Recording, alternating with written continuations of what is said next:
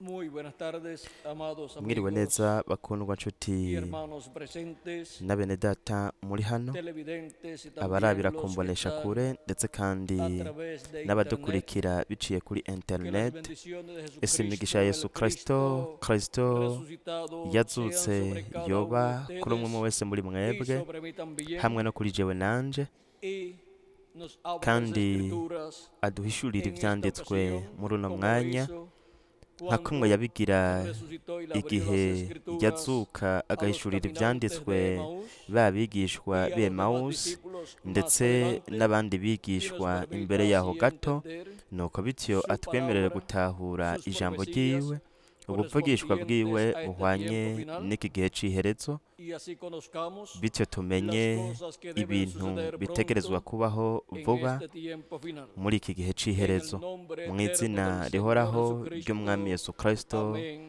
Amén amen y amén. kandi amen.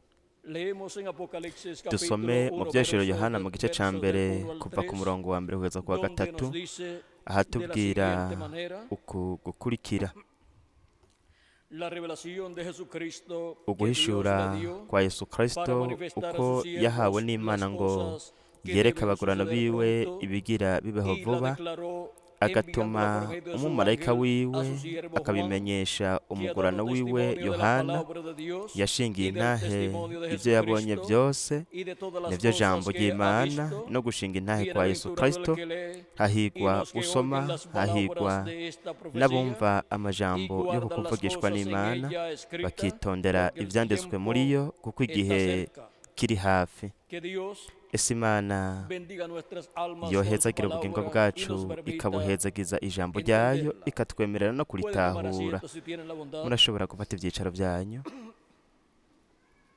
Nuestro tema para esta ocasión Icigwa es cacu mwuno mwanya ni el misterio de las ibanga cosas que ry'ibintu deben suceder bitegerezwa kuba pronto, vuba, para poder comprender este kugira ngo misterio de las dushobore cosas que deben gutahurira suceder ibanga pronto. ry'ibintu bitegerezwa kubaho vuba, Debemos comprender dutegerezwa quién gutahura es dutegerezwa gutahura ángel del Señor uwo ari we Jesucristo, marayika enviado w'umwami por Yesu Jesucristo, Kristo, arungitswe con na la Yesu revelación Kristo, de Jesucristo, afise uguhishurirwa kwa el Yesu cual le Kristo, dio Juan ari el we yahaye apóstol. Yohana Esta intumwa. revelación apocalíptica, Kuno guhishurirwa kw'ivyahishuriye Yohana, apóstol dice, intumwa aravuga en el capítulo 1, mu verso gice 10 ca mbere al umurongo 11, w'icumi na cumi na rimwe, yo estaba en el Espíritu en el ati día ku del munsi Señor. w'Imana Aquí nari en muri Apocalipsis mpwemu. dice así, Aha mu yo vyahishuwe estaba en ni el Espíritu en ukuhavuga el día del ku Señor, munsi y w'Imana oí detrás nari de muri mí una gran mpwemu, voz como de numva inyuma yanje trompeta ijwi que rirenga decía, nk'iry'inzamba yo soy el Alfa rivuga y el riti, Omega, ndi el Alfa primero na y el Omega, último. uwa mbere Escribe en un libro n'uw'iherezo. lo que ves y Ico envíalo a ubona las 7 ucandike mu iglesias que gitabo, están en ukirungikire Asia, amashengero ndwi a ari muri Éfeso, Aziya, Esmirna, ukirungike Pérgamo, muri Tiatira, Efeso, n'i Simuruna, Filadelfia, n'i Perugamu, n'i Sardis, Tuwatire, n'i Filadelfia Sarudi, y n'i Laodicea. Filadelfiya, n'i Laodikiya. Y me volví para ver a la voz que Mpindukira hablaba kuraba conmigo, ijwi y rivuganye vuelto nanje, vi 7 mpindukiye candeleros de oro, mbona y ibiterekwa en kw'amatara medio de ndwi los 7 vy'izahabu, candeleros kandi a uno hagati y'ivyo semejante al biterekwa Hijo del kw'amatara Hombre, vestido mbona de una usa ropa que n'umwana llegaba hasta los w'umuntu pies, yambaye imyambaro ishika ku birenge, ceñido por el pecho yambaye con mu un cinto de gikiriza oro, umukanda su w'izahabu, cabeza y sus kandi cabellos umutwe eran wiwe n'umushatsi blancos como vyari blanca vyera lana, nk'ubwoya bw'intama como y'umweru nieve, canke sus nka ojos shelegi, como llama de n'inyonga fuego, ziwe y sus zasa pies n'imbeya semejantes z'umuriro, al bronce ibirenge bruñido, vyiwe vyasa n'umuringa refulgentes w'umwaka como un utukujwe horno, n'umuriro, y su voz como n'ijwi ryiwe estruendo ryari de rimeze muchas aguas. nk'iry'amazi menshi asuma. Tenía en su diestra 7 estrellas, Kandi mu kuboko de kwiwe su boca kw'iburyo salía una yari espada afise aguda de inyenyeri 2 indwi, filos, mu kanwa kiwe y su havamwo inkota rostro era ikarishe, como el sol mu nyonga cuando hiwe hari hameze resplandece en nk'izuba su fuerza. iyo ryatse umutari. Cuando le vi, Ndamubonye caí como muerto a sus nikubita pies, imbere y'inyundo y él ziwe puso su nk'upfuye, diestra sobre mí, maze anshira ku diciéndome, kuboko kw'iburyo no temas, ati, yo ntutinye, soy el primero jewe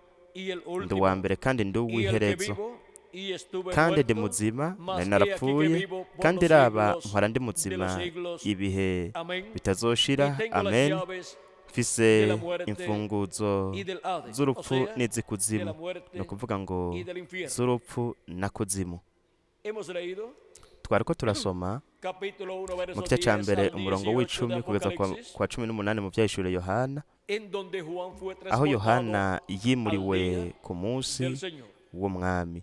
El día del Señor es el Umunsi séptimo w'umwami milenio, ni ikimpumbi c'indwi, así como en el Génesis nk'uko mu nos itanguriro muestra que Dios trabajó hatwereka ko Imana 6 días yakoze y el iminsi séptimo itandatu, día umunsi reposó. w'indwi iraruhuka.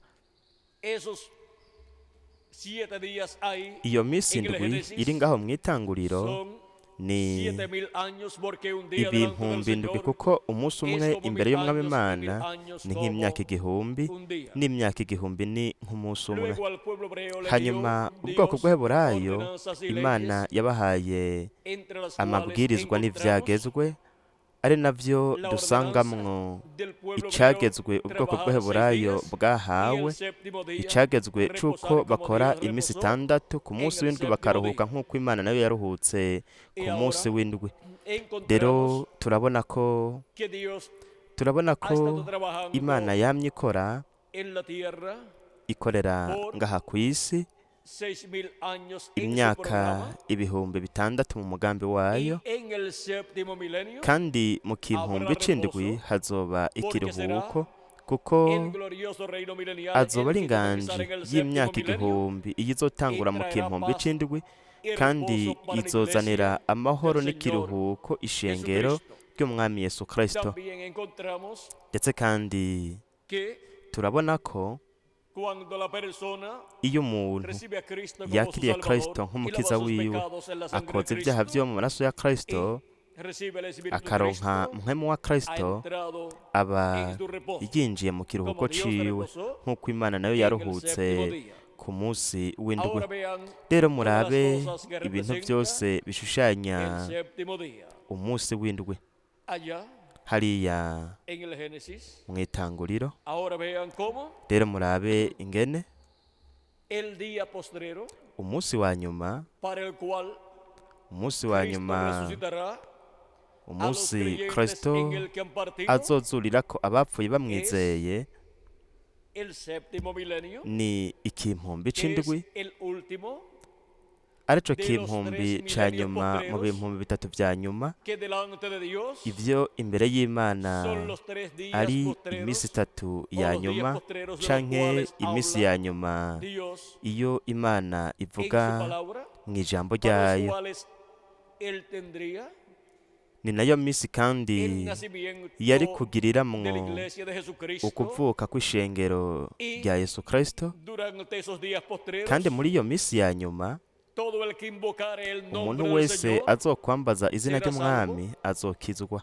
y será lleno kandi del azokuzuzwa Espíritu Santo, porque mpwemu Dios yera, derramará de su kuko Espíritu Imana izosuka mpwemu sobre wayo toda carne. ku bari n'umubiri Vean ustedes bose. cómo Murabe ingene Dios por medio del apóstol San Imana Pedro en el libro de biciye los Hechos mu capítulo ntumwa 2 mutagatifu Petero mu gitabo cye byakozwe n'intumwa mu gice cya kabiri atubwira ku minsi ya nyuma, akatubwira de la siguiente manera, uku capítulo 2 gukurikira igice verso cya 14 kabiri en umurongo wa adelante 14 dice, ukabandanya, haravuga ngo esto fue el día de ivyo Pentecostés, vyabaye ku munsi wa en Pantekoti, donde fueron llenos del aho Espíritu Santo, bujujwe y se mpwemu produjo el yera, nacimiento nuko de haba ukuvuka 120 bwa kabiri mu bantu personas, 120. y kandi las personas que vieron lo que allí abantu estaba babonye sucediendo, abantu babonye byariko en el bibera aposento ngaho alto, mu cumba co hejuru, pensaron biyumviriye que esas 120 ko abo bantu personas 120 creyentes en Cristo bizera Kristo, estaban borrachos, biyumviriye muchos ko bari pensaron así, baborewe. otros Benshi nuko se bavyiyumviriye, preguntaban abandi qué baribaza significa bati esto, mbega ivyo porque bisobanura iki, oímos a estas kuko personas que son twumvise aba galileos bantu b'abanyagalilaya hablando en bavuga nuestro propio idioma mu ndimi las zacu maravillas de bwite, Dios. bakavuga ibitangaza vy'Imana. Y Nuko dice capítulo 2 verso haravuga 14 mu gice cya adelante kabiri del umurongo libro wa de 10 los na kane Hechos, ukabandanya mu gitabo entonces cy'ibyakozwe Pedro n'intumwa poniéndose en hati, pie con los ariko 11 Petero alzó la ahagararana voz n'abamwe y les 11 habló ababariza ijwi diciendo, rirenga ati, varones judíos yemwe y bayuda todos los que n'ababa habitáis en Yerusalemu Jerusalem, mwese, esto os sea ibi notorio y nimubimenye oíd kandi mis palabras, nimwumvirize porque amajambo estos no yanje. están ebrios Aba como ntibaborewe vosotros nk'uko suponéis, puesto que mwiyumvira, es la hora kuko ubu tercera ari del día, isaa o zitatu sea, z'umunsi, ni ukuvuga ngo de 8 hari kuva a saa 9 de la 2 mañana, kugeza saa 3 zo mu mas gatondo. esto es lo dicho Ariko ivyo por el profeta ntibyavuzwe Joel. n'uwavugishwa n'Imana San Pedro Yoweri. aquí les va a Petero mostrar ngaho yari agiye lo que kubereka está sucediendo ivyariko biraba, y se lo va a mostrar kandi conforme yari agiye a las kubibereka escrituras, ashingiye ku porque toda vyanditswe, cosa que Dios kuko haga ikintu cose Imana tiene que ikora ser de acuerdo gitegerezwa kuba a las gihuye escrituras. n'ivyanditswe. Dice, Aravuga mas esto es lo dicho por atari el kw'ivyo profeta ntivyavuzwe Joel. n'uwavugishwa Y en los n'Imana postreros Yoweri, días, ati dice bizoba mu Dios, minsi y'iherezo niko derramaré Imana mi yagize, espíritu nzosuka sobre toda mpwemu wanje carne, ku bari y n'umubiri vuestros bose, hijos y kandi vuestras abahungu hijas n'abakobwa banyu profetizarán, bazovugishwa vuestros nanje, jóvenes verán n'imisore visiones, yanyu y izobona vuestros ivyo yeretswe, ancianos n'abatama soñarán banyu sueños. Y bazorota de cierto inzozi. sobre mis siervos Mbere y sobre n'abagurana mis banje siervas b'abahungu en aquellos n'abakobwa días muri iyo minsi derramaré de mi espíritu nzobasuka ko mpwemu y wanje profetizarán. bavugishwe nanje. Y así sigue uko niko rero abandanya yerekana mutagatifu petero ibintu byose bizoba biriko biraba mu minsi ya nyuma. Rero murabe, murabona ko uhereye ku munsi wa Pentekote kugeza muri iki gihe Imana yamye isuka mpwemu wayo ikora ukuvuka bwa kabiri mu bumvise ubutumwa, bumvise ukuvugwa k'ubutumwa bwiza, bakizera Kristo nk'umukiza wabo, bakoze ibyaha byabo mu maraso ya Yesu Kristo umwagazi w'intama w'Imana. Rero dushobora kubona yuko iminsi ya nyuma atari iminsi 3 y'amasaha 24, ariko iminsi ya nyuma imbere y'Imana ni 3 ibihumbi, 1,000 cya 5, 1,000 cya 6 hamwe n'ikihumbi c'indwi. Murabe ingene kandi mutagatifu Pawulo yavuze mu gwete yandikiye Abaheburayo mu gice ca mbere umurongo wa mbere n'uwa kabiri, yaravuze ati kera Imana yabaririye ba sogokuruza mu kanwa k'abavugishwa nayo mu bihe byinshi no mu buryo bwinshi. Muri iyi minsi y'iherezo yabaririye twebwe mu kanwa k'umwana wayo, uwo yashiriyeho kuba samuragwa wa byose, niwe yahaye kurema isi. Rero ni ryari Pawulo avuze ko Imana yavuze biciye mu mwana wayo, biciye muri Yesu Kristo, avuze ko ari mu minsi ya nyuma. Yerekana ko ijya minsi aho Imana ariko iravuga biciye muri Yesu Kristo mw'ubwo bukozi bwa Mesiya bw'imyaka 3 n'igice, ko yari iminsi ya nyuma. Kandi n'ubu natwe turacaba mu minsi ya nyuma, kuko mwitegereze, haraheze kuva kuri Kristo kugeza ubu, haraheze gusa imyaka 2,000, mu gihe twokongera ku kirangamisi imyaka yo gucegwa ikiriko, ariko imbere y'Imana haheze gusa iminsi 2. Kandi twongere ku kirangamisi imyaka cacerewe, twisanga twaramaze gushika ku munsi wa nyuma, arico k'impumbi ca nyuma canke ik'impumbi c'indwi. Ni kandi umunsi w'umwami, nk'uko ubwoko bw'Aburayo umunsi w'umwami wari umunsi w'indwi sabato, umugambi w'Imana umunsi w'umwami imbere y'Imana canke umunsi wa nyuma imbere y'Imana ni ik'impumbi c'indwi. Rero Yohana yarimuwe, yimurirwa mu k'impumbi c'indwi, yumva ijwi rya Kristo nk'ijwi rirenga ry'inzamba rimubwira ibi bintu byose byari bigiye kuba, kandi Yohana yabyeretswe mu buryo bw'ibishushanyo. Rero ni ingirakamaro cyane gutahura ibi bintu, kugira ngo bityo dushobore gutahura bino bintu byose bitegerezwa kubaho vuba muri iki gihe cy'iherezo. Murabe, integuza kuza kwa kabiri kwa Kristo iravuga, iriko iravuga kuri uno mumarayika yeretse Yohana ibi bintu byose mu gitabo c'ibirindwi by'ibishengero, urupapuro rwa 15. Igitabo kitasubiwemwo, haravuga ngo guhera ku karongo k'112 kugeza ku 113, kandi uwo yarungitswe agatuma umumarayika wiwe akabimenyesha umugurano wiwe Yohana. Ntituzi uyu mumarayika uwo yari we, Bibiliya ntiyerekana uyu mumarayika uwo ari we, ariko turazi yuko ari umuvugishwa n'Imana. Uyu mumarayika w'Umwami Yesu Kristo, mwitegereze, integuza kuza kwa kabiri kwa Kristo avuga ko ari umuvugishwa n'Imana, kuko Bibiliya iravuga iti jewe Yesu ntumye umumarayika wanje gushingira intahe mwebwe ivyo ari byo vuba bizoba, gushingira intahe mwebwe ivyo bizoba vuba, niko ivyanditswe bivuga. Buri gihe Imana irungitse umuvugishwa n'Imana kuba ari kugira ngo ashingire intahe ibintu bigiye kubaho, no kugira ngo ahamagarire abantu ku ijambo ry'Imana. Abavugishwa n'Imana nibo baza bashingira intahe ibintu bigiye kubaho, ni ukuvuga ko baza bahanura bavugishwa. Uyu mumarayika w'Umwami Yesu Kristo nawe aje ahanura avugishwa ibintu bigiye kubaho, kandi Yohana intumwa yarose kino gitabo c'ubuvugishwa, igitabo cy'ibyahishuriwe Yohana agihawe na marayika w'umwami Yesu Kristo.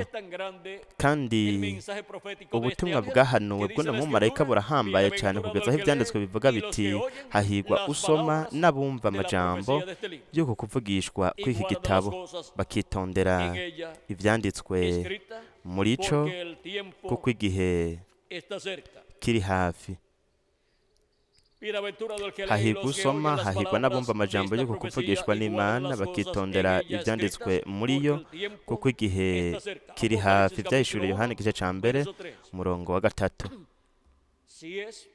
Nimba ari iby'agaciro kadasanzwe, ari ingirakamaro cyane kumva, gusoma no kumva amajambo y'uko kuvugishwa kw'iki gitabo, nuko ari ijambo ry'Imana. Kandi ijambo ry'Imana buri gihe ryaza ku bavugishwa n'Imana, nuko biciye mu bavugishwa n'Imana rikaza ku ihanga ry'Imana, ryaba ihanga ry'Abaheburayo ndetse n'ishengero ry'umwami Yesu Kristo biciye mu ntumwa z'ibihendwi by'ishengero ry'abanyamahanga. Kandi mu gihe cy'iherezo naho ni gute ijambo rihishuwe rizoza ku ishengero ry'umwami Yesu Kristo mu gihe cy'ibiruko bizefuruka? Ni gute guhishurirwa kw'imituragano ryo mu byahishuriwe igice c'icumi? Ni gute kuzoza? Ni gute hazoza guhishurirwa ko kimutanije c'indwi mu byahishuriwe igice c'umunani umurongo wa mbere? Ni gute hazoza guhishurirwa ko kuza kwa kabiri kwa Kristo ku ishengero rya Yesu Kristo? Uko guhishurirwa kose kuzoza biciye muri marayika w'umwami Yesu Kristo. Rero murabe ico integuza kuza kwa kabiri kwa Kristo abandanya avuga kwa runo rupapuro nyene rwa 15 mu gitabo cy'ibihendwi by'ishengero mu Gisipanyoli, igitabo kidasubiwemo. Haravuga ngo, hanyuma turabona yuko igihe Yohana yatangura gusenga marayika yaramubwiye ati sigaho. Byahishuriwe 22. Kuko ndi mugurana mugenzi wawe na mugenzi wa bene so abavugishwa n'Imana. Yari gushobora kuba ari Eliya, yari gushobora kuba ari umwe mu bavugishwa n'Imana. Yohana yari intumwa, ariko n'umuhanuzi we yararungitswe. Yohana rero kuba ari intumwa, mwiyumvire izindi nzandiko ziwe uko zimeze. Ivyo vyerekana yuko atari Yohana uwavyanditse, kuko ivyo vyanditswe ntabwo bifise kameremere, ntibimeze nk'ivyo Yohana yanditse. Murabe Yohana wa mbere na Yohana wa kabiri ndetse n'ahandi, hanyuma mu bisome murabe uko ivyo vyanditswe vyiwe bimeze, hanyuma murabe kameremere k'ivyo. Yohana yari umwanditsi, yari intumwa, ariko uyu we ni impwemu y'umuvugishwa n'Imana. N'umuntu atandukanye n'uyu.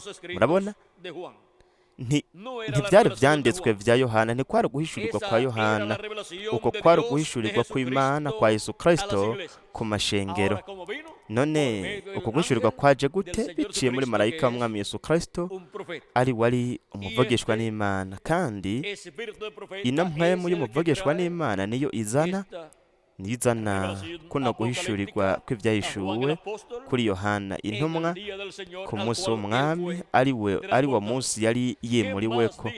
Mbega niki kindi integuza kuza kwa kabiri kwa Kristo ivuga ku bijanye n'uyu mumarayika ntumwa wa Yesu Kristo? Ku rupapuro rw'301 mu gitabo cy'imatanije mu Gisipanyoli aravuga cyane kuri uno mumarayika, akavuga ati mwitegereze neza. Mu gihe Imana yari igiye gucungura isi y'imbere y'umwuzure, yarungitse inkukuma. Mwibuke yuko inkukuma buri gihe ishushanya umuvugishwa n'Imana. Cyo gituma ivyanditswe bivuga ko Imana yajanye ku mababa y'inkukuma nini, niho yajanye ubwoko bw'Abaheburayo. Yabakuye muri Egiputa ibajana mu gihugu c'isezerano, biciye mu bukozi bwa marayika w'isezerano, marayika uhoraho, abicishije mu muvugishwa n'Imana Mose. Hanyuma yabandanije biciye muri Yosuwa.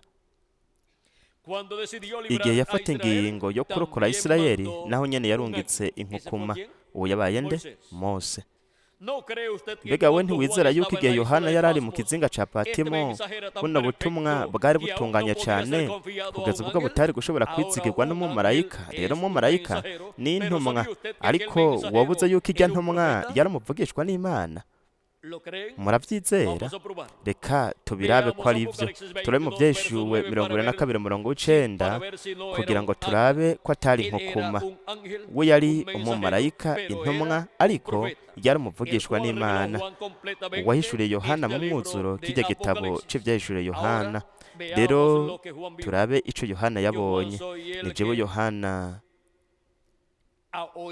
jewe Yohana numvise ibyo ndabyibonera, maze kubyumva no kubibona nikubita hasi imbere y'ibirenge by'umumarayika anyeretse ibyo ngira ndamusenge. Nawe umumarayika arambarira ati, oya sigaho, nta muvugishwa w'ukuri azokwemera gusengwa canke intumwa n'imwe, kuko ndi umugurano mugenzi wawe kandi ni mugenzi wa bene so abavugishwa n'Imana n'uwabitondera amajambo y'iki gitabo Imana bari usenga. Ibyahishuwe 22:8-9. Rero icyo gitabo cyari gitabo ngirakamaro cyane kandi ni ijambo ry'Imana. Muragaba, iyo ijambo ry'Imana rihishuwe ritegerezwa kuzanwa n'umuvugishwa n'Imana, kuko niwe gusa ijambo ry'Imana rishikako. Ntabwo riza biciye mu wundi muntu, ariko riza biciye mu mvugishwa arungitswe n'Imana mu gihe runaka no mu kiringo runaka. Rero hano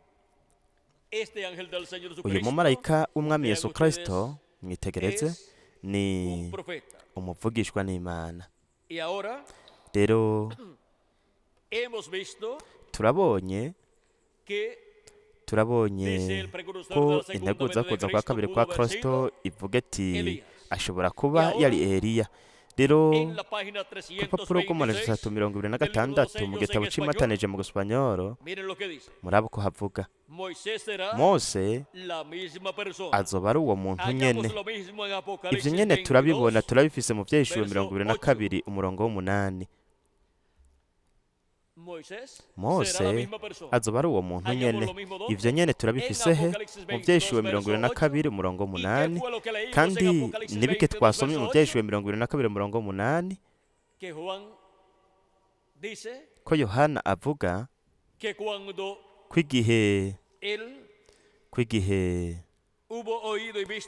yariko arumva abona n'ibintu marayika yariko aramwereka, yaciye yikubita imbere y'ibirenge by'uwo mumarayika kugira ngo amusenge, nawe aramwihaniza aramubuza. Mose, umwe mu myelayo ibiri, azoba ari inde? Azoba ari Ibyahishuwe 22:8-9, ari we marayika w'umwami Yesu Kristo. Kandi Eliya nawe azoba ari Ibyahishuwe 22:8-9, ari we marayika w'umwami Yesu Kristo. Rero murabe uwo ari we uno mu marayika w'umwami Yesu Kristo wahaye Yohana uguhishurirwa ku gitabo cy'Ibyahishuwe. Hanyuma Yohana akimugwa none mu marayika nyene akimurirwa ku munsi w'umwami, kugira ngo aronke uku guhishurirwa kw'Ibyahishuwe kw'ibintu byose byari bigiye kubaho. Kandi mu Byeshuwe Yohana mu gice cya 22:6 turabe ico havuga. Igice cya 22:6 haravuga ngo arambarira, reka turabe n'igice cya 4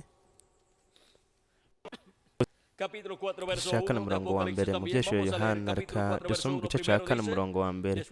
Haravuga ngo hanyuma y'ibyo ndavye mbona mu ijuru urugi rwuguruye, kandi rya jwi nabanje kumva rivugana nanje ari nk'ijwi nzamba, rirambwira riti dugutse hano nkwereke ibikwiye kuzobaho hanyuma y'ivyo. N'ijwi rya Kristo, rya jwi rirenga ry'inzamba nyene ryo ku munsi w'umwami, ribwira Yohana riti dugutse hano. Mbega niho Yohana ategerezwa kudugira? Ategerezwa kudugira mu gihe cyo hejuru cyane. aricyo gihe cibuye rigumye imfuruka, kuko ntabwo Kristo muri mpwemu yera akigaragariye mu bihindwi by'ishengero, ariko agaragariye mu gihe cy'ibiriko bizimfuruka. We yamye agaragara biciye muri buri umwe mu ntumwandwi, mu bamarayika n'intumwandwi muri buri gihe. Aha naho azoba agaragaye mu gihe cy'ibiriko bizimfuruka biciye muri marayika we ntumwa, avuga n'ijwi rirenga ry'inzamba, ibi bintu byose bitegerezwa kubaho vuba mu gihe cy'iherezo. Rero turabe ahamenyekanira ibintu byose bitegerezwa kubaho vuba, aribyo Kristo yasezeranye kubwira abaduga aho ari. Duguze hano ndakwereka ibintu bigiye kubaho hanyuma y'ibi, no kuvuga ngo ibintu bigiye kubaho hanyuma y'ibyamaze kuba mu ntambuko ndwi canke mu bihindwi by'ishengero ry'abanyamahanga muri ino myaka 2000 yaheze. Rero Ibyeshu igice cya 22:60 haravuga ngo arambarira ateye amajambo nayo kwizerwa nayo kuri, kandi umwami niyo Mana igere mpwemu z'abavugishwa nayo. Impwemu z'abavugishwa zirungikwa n'Imana nizande n'izimana, kandi impwemu y'umuvugishwa n'Imana ni umubiri wa teofaniya wo mu buringanire bwa gatandatu. Ni teofaniya, kandi yari umumarayika w'umwami Yesu Kristo, ari we yahaye Yohana kuno guhishurirwa. Haravuga ngo kandi umwami niyo Mana igera impwemu z'abavugishwa nayo, yatumye umumarayika wiwe kwereka abagorano biwe ibigira bibeho vuba. Ibintu Kristo yavuze yuko azobwira uwuzoduga aho azoba ari, rero abimenyekanisha bivuga biciye muri marayika we ntumwa, kuko uwo ni we muvugishwa n'Imana w'ikiringo cy'ubwami n'igihe cibuye rikomeza ifuruka. Kandi guhishurirwa kose Imana iteruza kukuzana biciye mu muvugishwa n'Imana, ikakuzanira ibiremwa abantu. Rero mu byeshuwe 22:16 haravuga ngo jiwe Yesu ntumye umumarayika wanje gushingira intahe mwebwe ibyo kubw'amashengero. Ni ndatumye ni marayika we ntumwa. Haravuga ngo ni jewe munago ku cyose cya Dawidi, ndi umwuzukuruza wiwe, kandi ndi kenyenyeri igicibatsi cyo mu gaturuturu. Nibiciye muri marayika we ntumwa niho Yesu Kristo yigaragariza ku munsi wa nyuma, nuko akabwira ishengero ryiwe ibintu byose biteruza kubaho vuba, akagaragaza bino bintu by'inyenyeri icibatsi mu gaturuturu, ndetse kandi n'umunago w'igice cya Dawidi, ndetse kandi n'izuba ry'ubugororotsi rirashe. Bino bintu byose bya Kristo bigaragazwa ku munsi wa nyuma, mu kwigaragaza kwiwe biciye muri marayika we ntumwa, ari nawe tuzoba turiko twumvira mu ijwi rya Kristo, kuko Kristo azoba ari muri marayika we ntumwa, muri mpwemu yera agaragaye, atubwira n'ijwi rirenga ry'inzamba, atubwira ibintu byose bitegerezwa kubaho vuba mu gihe cy'iherezo. Rero Yohana yabonye uku kugaragara kwa Yesu Kristo biciye muri marayika we ntumwa, kandi yabonye bino bintu bya Kristo bigaragara biciye muri marayika we ntumwa, nuko ashaka gusenga marayika w'umwami Yesu Kristo mu nshuro zibiri zose, mu byeshu igice cya 19:90 n'uw'icumi, no mu byeshu igice cya 22:8 n'uw'icenda. Marayika aramubwira ati oya sigaho, kuko ndi umugurano mugenzi wawe na mugenzi wa bene so. Reka turabe. Ariko arambarira ati reka turabe ico Yohana yavuze. Byeshuwe 22:89 haravuga ngo nijo Yohana numvise ibyo ndavyibonera, maze kubyumva no kubibona nikubita hasi imbere y'ibirenge by'umumarayika nyeretse ibyo ngira ndamusenge. Arambarira ati yasigaho, ndumugurano mugenzi wawe, kandi ni mugenzi wa bene so, abavugishwa n'Imana n'uwabitondera amajambo y'iki gitabo Imana bari usenga. Aha uyu mumarayika yarase isengesho Yohana yashaka kumushikanira kubera iki? Kuko uno mumarayika si umwami Yesu Kristo, ariko ni marayika w'umwami Yesu Kristo. Yesu yaravuze ati jewe Yesu ntumye umumarayika wanje gushingira intahe mwebwe ivyo kubw'amashengero. Marayika w'umwami Yesu Kristo aje ashinga intahe y'ibintu byose bitegerezwa kuba muri iki gihe c'iherezo. Nico gihe cyo kugaragara k'uyu mumarayika ari mu mubiri w'umuntu, ari we yamye ari mu mubiri wiwe wa teofaniya, ari we yagaragaye nuko ahishurira Yohana bino bintu bitegerezwa kuba, hanyuma vyandikwa mw'ibishushanyo bye vyahishuwe, nk'uko kandi biri no mu gitabo c'umuvugishwa n'Imana Daniyeli. Rero dushobora kubona ko nk'uko Kristo yakoze imbere y'uko aza ari mu mubiri w'umuntu, turafise na marayika w'umwami Yesu Kristo nawe nyene ariko arazanira ijambo Yohana, kino gitabo cy'ivyahishuriwe Yohana, imbere y'uko aza mu mubiri w'umuntu ku munsi wa nyuma. Turafise gusa abantu babiri bashingirwa intahe na Bibiliya y'uko bazanye ijambo ry'Imana imbere y'uko baza bakagaragara mu mibiri y'abantu. Umwe ni Yesu Kristo, uwundi ni marayika w'umwami Yesu Kristo. Rero ku munsi wa nyuma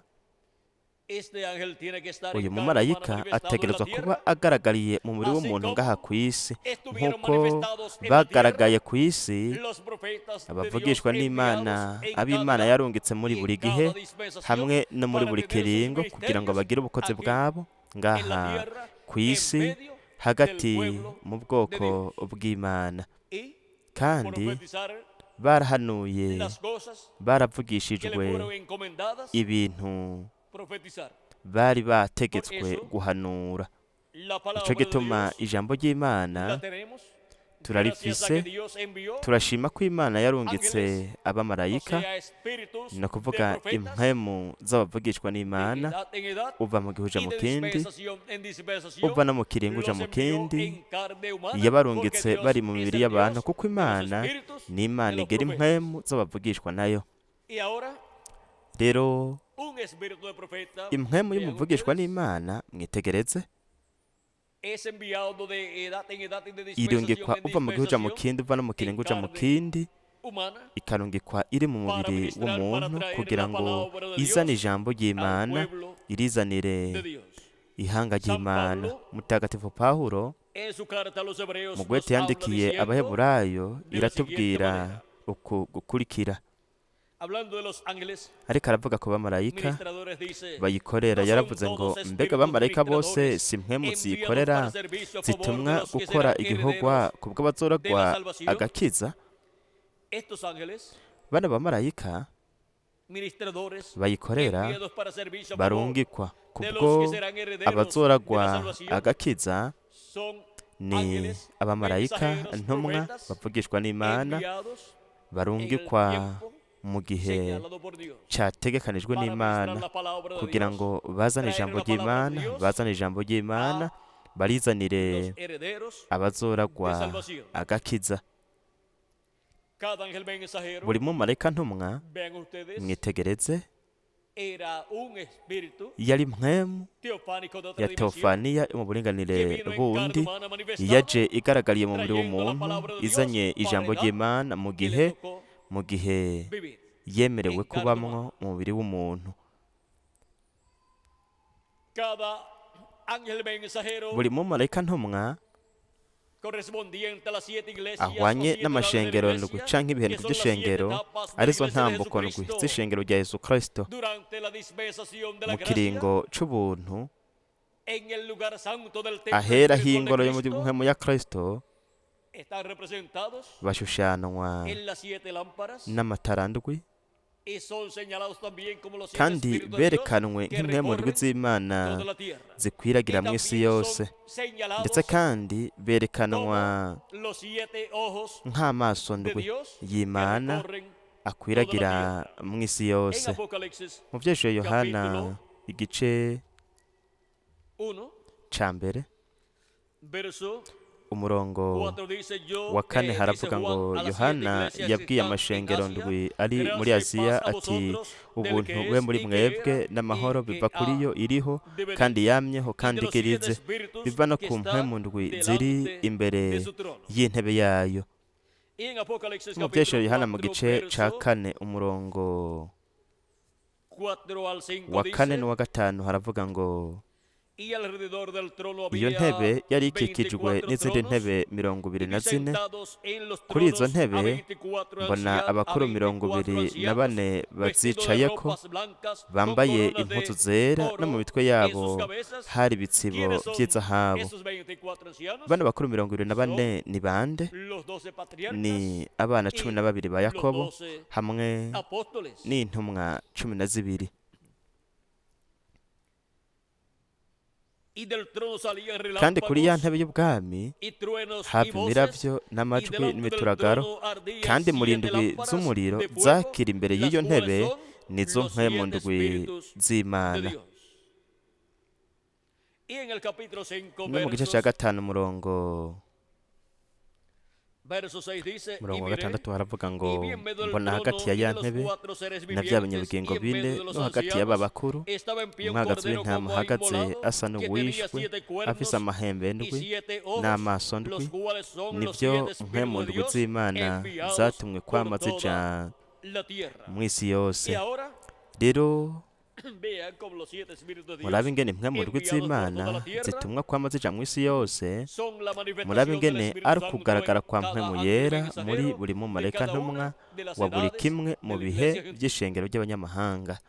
Y Kandi recorrieron izo mpwemu ndwi desde zafashe Asia urugendo uhereye Europa muri Aziya ntoya, mu Norteamerica. Burayi no muri Amerika ya y para ruguru. el día postrero, Ku munsi wa nyuma naho Cristo Kristo envía arungika su ángel marayika wiwe Apocalipsis wo mu capítulo vyahishuro 7, Yohana igice c'indwi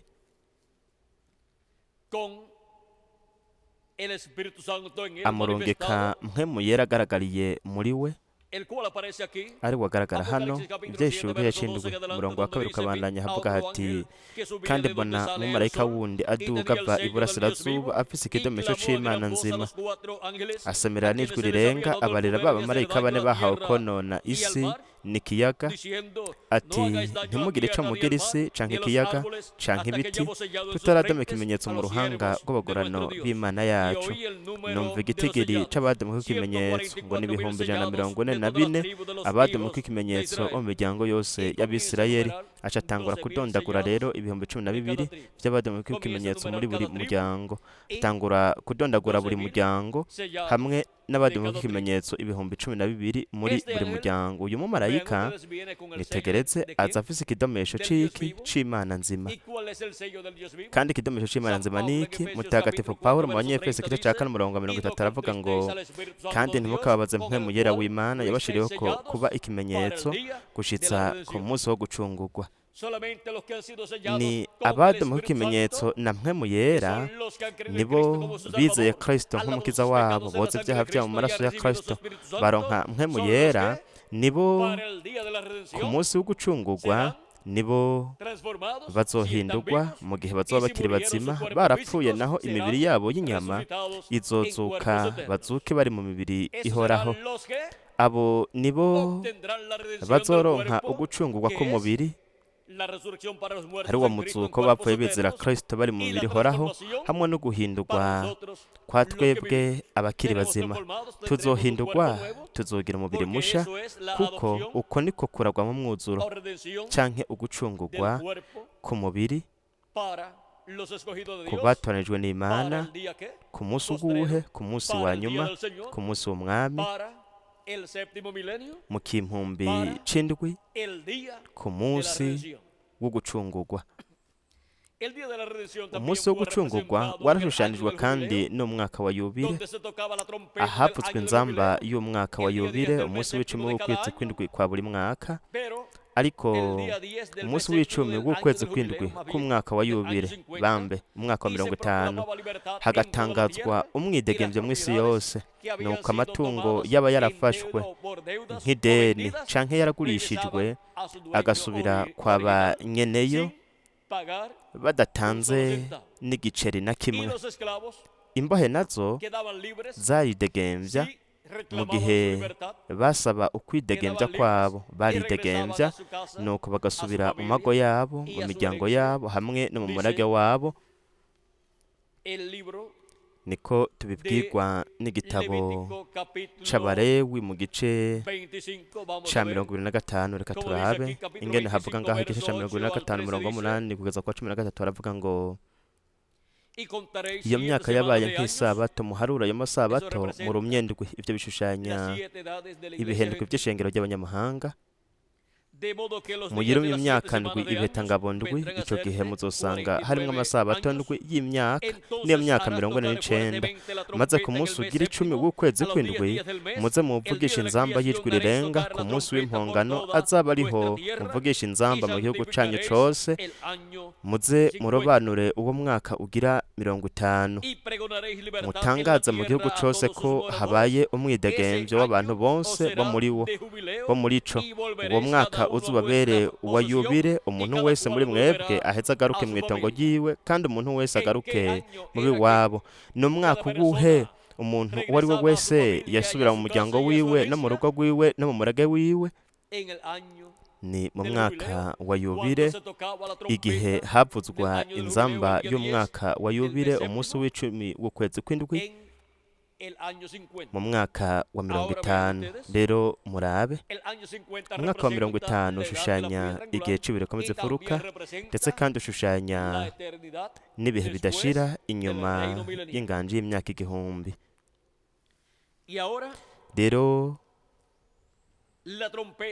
inzamba y'umwaka wa yubile ishushanya ijwi rirenga ry'inzamba canke inzamba ya nyuma, ariryo jwi rirenga ry'inzamba ry'ubutumwa bwiza bw'ubwami, ritangaza igihe canke intambuko y'Imana, intambuko yo kwidegembya kw'abahungu bose n'abakobwa b'Imana, kugira ngo dusubire turi mu mubiri uhoraho, dusubire mu muryango wacu wo mw'ijuru, dusubire mu rugo rwa Data wo mw'ijuru, tuje mu mazima n'ubukwe bw'umwagazi w'intama, twambaye umubiri musha, umubiri udapfa, umubiri utabora. Kandi ivyo nivyo mu gihe kihe? Nivyo mu gihe cyo gucungurwa. Ku munsi wo gucungurwa ari wo ushushanwa n'umwaka wa yubile. Haravuga ngo uwo mwaka uzubabere uwa yubile, umuntu wese muri mwebwe aheze agaruke mu itongo ryiwe, ni kuvuga ngo mu murage wiwe, kandi umuntu wese agaruke mu biwabo. Abahungu n'abakobwa b'Imana bazosubira mu muryango wabo wo mw'ijuru. Uwo mwaka ugira 50 uze wame ubabera uwa yubile. Ntimuze muwurimemwo canke ngo mwimburire mu bigega ivyimbejeje muri wo, canke ngo mwimburire inzabibu zo ku mizabibu itatuturiye, kuko ari umwaka wa yubile. Uze wame ubabera uwejejwe. Muzotungwa n'ivyimeza vyo muri wo vyimejeje mu ndimiro. Muri uwo mwaka wa yubile umuntu wese muri mwebwe azagaruke mu itongo ryiwe, kandi buri mwana w'Imana nawe azosubira mu murage wiwe, mu mwanya wiwe, azosubira mu mwanya w'ubugingo budashira, afise umubiri uhoraho, afise n'ububasha bwose ndetse n'ubutware ubwo Imana yahaye Adamu mu ntango, ariko akabutakaza kubwo ukugwa. Ivyo byose bizogarurwa, bigarurwe mu mwaka wa yubile wisubiyemwo ku munsi wa nyuma, mu gihe c'ibuye rigumye imfuruka, arico gihe gishushanya n'umwaka wa yubile, nk'uko kandi gishushanywa umwaka wa yubile ushushanwa n'igihe aho binjira mu bihe bidashira inyuma y'inganji y'imyaka 1000. No kuvuga yuko umwaka wa yubile ushushanya ibihe bidashira, kandi umwaka wa yubile ushushanya n'igihe c'ibuye z'ifuruka. Igihe c'ibuye z'ifuruka kandi gishushanya ibihe bidashira. Nico gituma abatonejwe n'Imana bahamagarwa bakegeranirizwa mu gihe c'ibuye z'ifuruka, kugira ngo bagarurwe mu bihe bidashira, bafise ubugingo budashira, bafise umubiri uhoraho, kugira ngo babane na Kristo ibihe bidashira. Rero dushobora kubona ko mu biremwa abantu babayeho muri iki gihe c'iherezo nibo ba mbere binjira mu bihe bidashira, abatonejwe n'Imana mu gihe c'ibihe z'ifuruka, igihe abapfuye bizera Kristo bazuka bari mu mibiri ihoraho. Natwe bakiri bazima tuzoca duhindurwa. Y así, en esa tierra estarán rero ngaha ku manifestados isi hazoba los hagaragariye hijos de Dios abahungu n'abakobwa en la b'Imana manifestación gloriosa mu de kugaragara los hijos k'ubwiza ku e hijas bahungu de Dios, n'abakobwa que b'Imana, es la adopción ariko de ari los ukuragwa mu hijos mwuzuro ku e hijas de bahungu Dios n'abakobwa en el b'Imana reino mu de bwami Dios. bw'Imana. La adopción, Ugucika abana o sea, la b'Imana, redención ukuragwa mu mwuzuro, de ni nuestro ukuvuga ngo cuerpo. ugucungurwa kw'imibiri Y así yacu. estaremos Uko niko a rero imagen tuzogira y ishusho semejanza de n'akameremere nuestro amado by'umukundwa Señor wacu umwami Jesucristo. Yesu Kristo. Este ciclo divino del año ino de ntambuko jubileo, y'Imana y'umwaka wa que yubile representa la edad de la piedra ishushanya angular y igihe cy'ibirekwa representa by'imfuruka, la igashushanya eternidad, kandi n'ibihe bidashira, porque en la edad de la piedra kuko angular igihe está cy'ibirekwa representada la by'imfuruka eternidad. gishushanya Para ibihe entrar a la bidashira, eternidad, kugira todos ngo los hijos de binjire mu Dios, bihe bidashira abana b'Imana bose. es el primer tiempo Nico gihe ca mbere o ciclo divino canke intambuko ya mbere donde se y'Imana, proclama aho que vamos a hatangazwa ser ko tugiye transformados guhindurwa, y que los muertos en Cristo ko abapfuye van a bizera Kristo resucitar nabo en este bazozuka tiempo muri final. iki gihe c'iherezo. En todas las demás edades Mu bindi bihe se byose señalaba hacia el futuro. havugwa kuri Pero kazoza, ahora en la edad de la ariko piedra ubu angular mu se gihe cy'ibirekwa habla by'imfuruka de havugwa la resurrección de los ku muertos en muzuko bapfuye Cristo y bizera Kristo transformación hamwe de no nosotros los que guhindurwa vivimos kwa twebwe abakiri para bazima nuestra edad, mu gihe para la edad cacu, mu de la gihe piedra angular cy'ibirekwa by'imfuruka, y para la dispensación del reino, hamwe n'ikiringo que es la séptima c'ubwami dispensación, arico kiringo y para el c'indwi, día postrero, ndetse que n'umunsi es wa el nyuma séptimo milenio. arico kimpumbi c'indwi. Y estas son cosas Kandi ivyo ni que ibintu deben suceder bitegerezwa kuba en este séptimo milenio muri iki que kimpumbi ha c'indwi comenzado si le icatanguye añadimos mu al gihe calendario twokongera ku los años de kirangamisi, atraso que tiene, imyaka yo y gucegwa si no le ikiriko, añadimos al calendario tutongereye los ku años de atraso kirangamisi que naho tiene, imyaka yo no hay gucegwa ningún ikiriko, problema. nta kibazo na kimwe Como quiera, gihari. va Uko a biri suceder kose en el bizoba tiempo mu gihe señalado por Dios. categekanijwe O n'Imana, sea, ni ukuvuga que sucederá ko bizoba en el tiempo mu señalado por gihe Dios, categuwe n'Imana, sea que se le categekanijwe añadan los n'Imana, años de atraso que tiene el calendario, hongerwa o no se le imyaka añadan. yaciriwe ku kirangamisi canke Y ahora, itongerwako. Rero si no le añadimos al tutongere calendario ku los años de atraso kirangamisi que tiene, ya imyaka yo estamos en el gucegwa año ikiriko, 1998. twaramaze gushika mu mwaka w'igihumbi amajana icenda mirongo icenda n'umunani. Para terminar, el sexto milenio, Kandi kugira ngo hahere y terminar ikimpumbi el ca siglo gatandatu XX, hahere solamente n'ikimpumbi ca faltan mirongo cuántos ibiri, habura imyaka ingahe gusa? falta Habura lo que queda de este año amezi asigaye 1998, kuno mwaka w'igihumbi amajana icenda mirongo icenda el n'umunani año n'umwaka 1999, w'igihumbi amajana icenda mirongo icenda y el n'icenda año hamwe n'umwaka w'ibihumbi bibiri.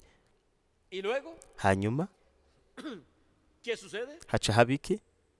Luego estamos Hanyuma en el séptimo milenio, tuzoba turi mu kimpumbi y en el c'indwi siglo XXI. hamwe no mu kinjana ca mirongo ibiri na rimwe. Ahora Rero podemos ver dushobora kubona que ko para unos kuri bamwe estamos cerca del turegereje séptimo milenio del día del ikimpumbi Señor, c'indwi umunsi w'umwami. y para otros Ku bandi ya nabo estamos dentro twaramaze gushika, séptimo turi milenio imbere del mu día del kimpumbi Señor. c'indwi ku munsi w'umwami. y Kandi el pueblo hebreo ihanga ry'abaheburayo, está muy cerca abaheburayo de obtener baregereje cane lo que él kuronka está esperando ico bo en este barindiriye tiempo final, muri iki gihe c'iherezo, la venida ukuza del Mesías. kwa Mesiya. Y el pueblo hebreo, Kandi ubwoko bw'Abaheburayo al estar esperando la venida del Mesías, mu ¿saben kurindira ustedes lo que ukuza está kwa esperando? Mesiya, mbega mwamuzi La ico venida barindiriye? De un profeta en el Barindiriye cual ukuza el ángel k'umuvugishwa del n'Imana pacto, ari we el marayika ángel de w'isezerano, Jehová, marayika w'uhoraho, que Jesucristo, ari we el ari Espíritu Yesu Kristo Santo, muri mpwemu esté yera, manifestado. azobagaragariyemwo.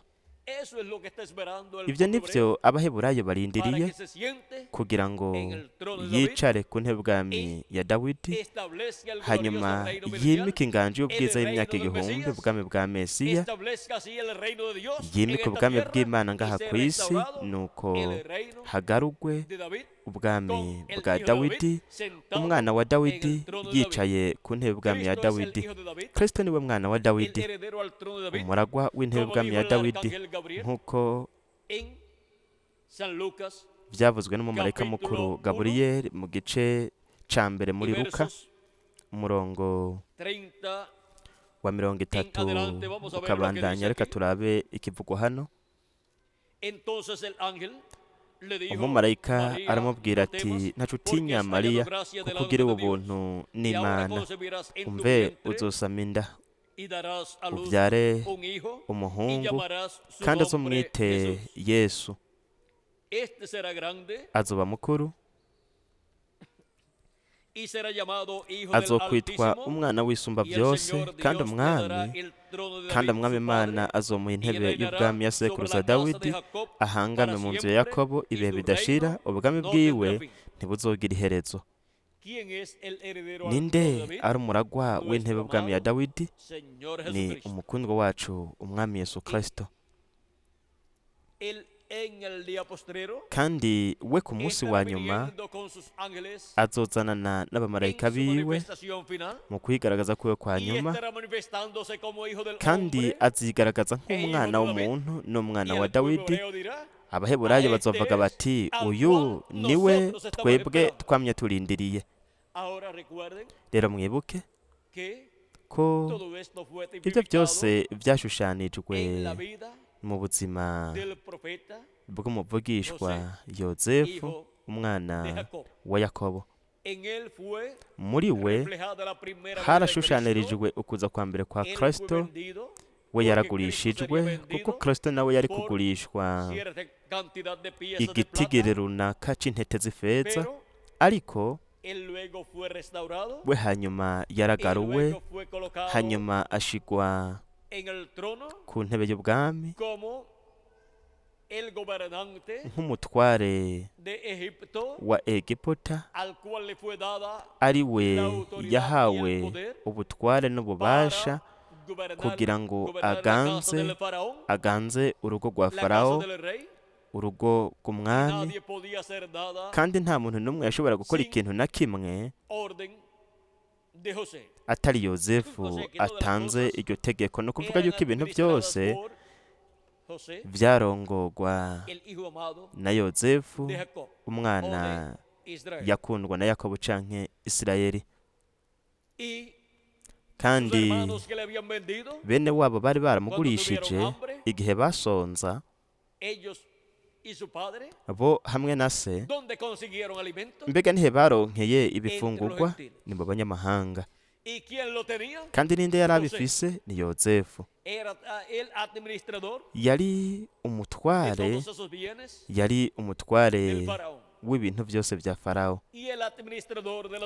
kandi umutware w'ibintu byose by'Imana ni Kristo, ari we yamye abitanga uva mu ntambo kuja mu yindi, uva no mu gihe uja mu kindi. Ku munsi wa nyuma naho niho ubwoko bw'Abaheburayo buzogira inzara yo mu buryo bw'impwemu, inzara izoba ishugereje ikiremwa muntu, ariko hazoba imfungurwa zo mu buryo bw'impwemu, ijambo ry'Imana, kuko umuntu ntazotungwa n'umutsima gusa, ariko azobeshwaho n'ijambo ryose riva mu kanwa k'Imana. Kandi hazoba ijambo riva mu kanwa k'Imana. Kanwa k'Imana buri gihe bamye arabavugishwa n'Imana, niho havuye ijambo ry'Imana. Kandi mu kanwa k'Imana ku munsi wa nyuma, mu gihe cy'ubureko z'imfurukamwe n'ikiringo c'ubwami, ari we marayika w'umwami Yesu Kristo, muvugishwa n'Imana w'ikiringo c'ubwami, n'igihe cy'ubureko z'imfuruka hazova ubutumwa, imfungurwa zo mu buryo bw'impwemu, imfungurwa z'ubugingo bw'abatonejwe n'Imana b'umunyamahanga, ndetse kandi no ku bwoko bw'Abaheburayo. Bobo bazumva inzara mu gihugu cabo, kandi bazobona ko hari imfungurwa zo mu buryo bw'impwemu, hanyuma bazobona ko izo mfungurwa zo mu buryo bw'impwemu ziriko zitangwa n'intumwa yo mu banyamahanga mu ishengero ry'umwami Yesu Kristo. Kandi izo mfungurwa zo mu buryo bw'impwemu nizo bo bakeneye, kuko izo mfungurwa zo mu buryo bw'impwemu ni ubutumwa bw'inkuru nziza y'ubwami, ubutumwa buca irya nino ukuza kwa kabiri kwa Kristo nk'intare y'umuryango wa Yuda, nk'umwami w'abami, hamwe n'uganza abaganza mu gikorwa ciwe co kwisubiza ivyiwe. Kandi ico Abaheburayo bamye barindiriye mu myaka 2000 ni ukuza k'umwami w'abami hamwe n'uganza abaganza, ukuza kw'intare yo mu muryango wa Yuda, kugira ngo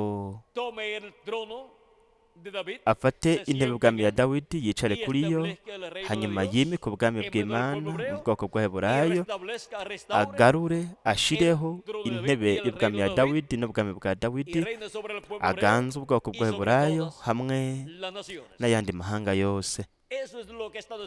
Ibyo nivyo bamwe barindiriye Abaheburayo, ubwoko bw'Abaheburayo, kandi ukuza kwa mbere kwa Kristo kubera ko yaje atari nk'intare ariko akaza nk'umwagazi w'intama w'Imana, ntabwo ubwoko bw'Abaheburayo bwamwakiriye. Ariko mu kuza kwe kwa kabiri aje nk'umwami w'abami hamwe n'uganza abaganza, nk'intare mu muryango wa Yuda.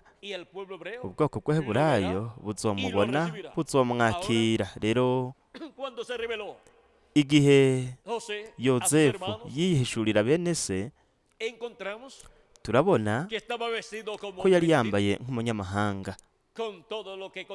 hamwe n'ibintu byose byajana, impuzu, imyambaro, hamwe n'uko abanyamahanga bavuga, uburyo bavugamwo, kandi yari yagizwe nk'uwa kabiri mu bwami bwa Farawo. Kristo rero igihe yaduga mu ijuru, yicaye ku ntebe y'ubwami y'Imana iburyo bw'Imana, kandi yahawe ubutware bwose, yahawe kuganza ibintu byose by'Imana, kuko ubutware bwose yarabuhawe, ubutware bwo mu ijuru no mu isi yarabuhawe Kristo.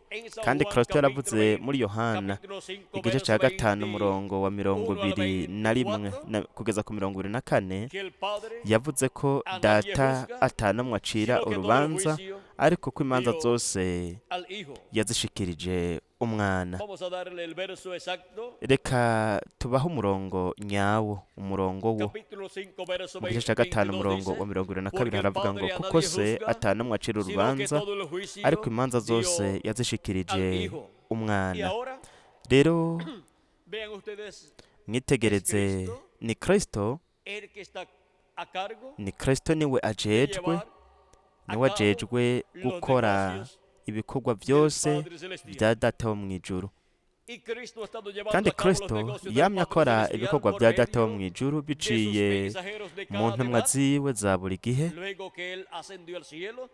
Amaze kuduga mu ijuru akicara iburyo bw'Imana, biciye mu ntumwa ziwe yamye yigaragaza, kandi yamye agaburira abanyamahanga uva mu gihugu mu kindi. Muri iki gihe cy'iherezo naho, abanyamahanga naho nyene nihazoba ari mu gihe cy'ibireko by'imfuruka, agaburira abana biwe b'abanyamahanga mu rugo rwiwe, urugo rw'Imana, aryo shengero rya Yesu Kristo. Kandi aho niho hazoba hari umushumba wo kwizigirwa w'ubwenge, nk'uko habaye abashumba bo kwizigirwa b'ubwenge mu nzu y'Imana muri buri gihe canke buri ntambuko y'ishengero ry'abanyamahanga, ahera h'ingoro y'inkwemu ya Kristo. Ubu rero ahera ha cane hazoba hari umushumba wo kwizigirwa w'ubwenge, ari wazoba ariko aratanga imfungwa zo mu by'inkwemu z'ijambo ry'Imana, zishushanwa na manu yanyegejwe, iyo riri mu rwabya rw'izahabu mu isanduku ry'isezerano, ariyo itashobora kubonwa canke ngo ikugwe ahera.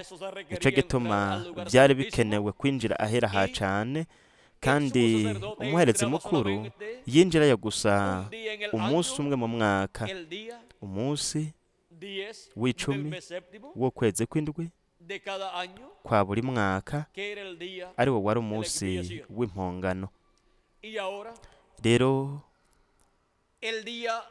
umunsi w'icumi w'ukwezi kw'indwi ku mwaka wa 50 ni umunsi wo gucungurwa. Ni umunsi ubwo Kristo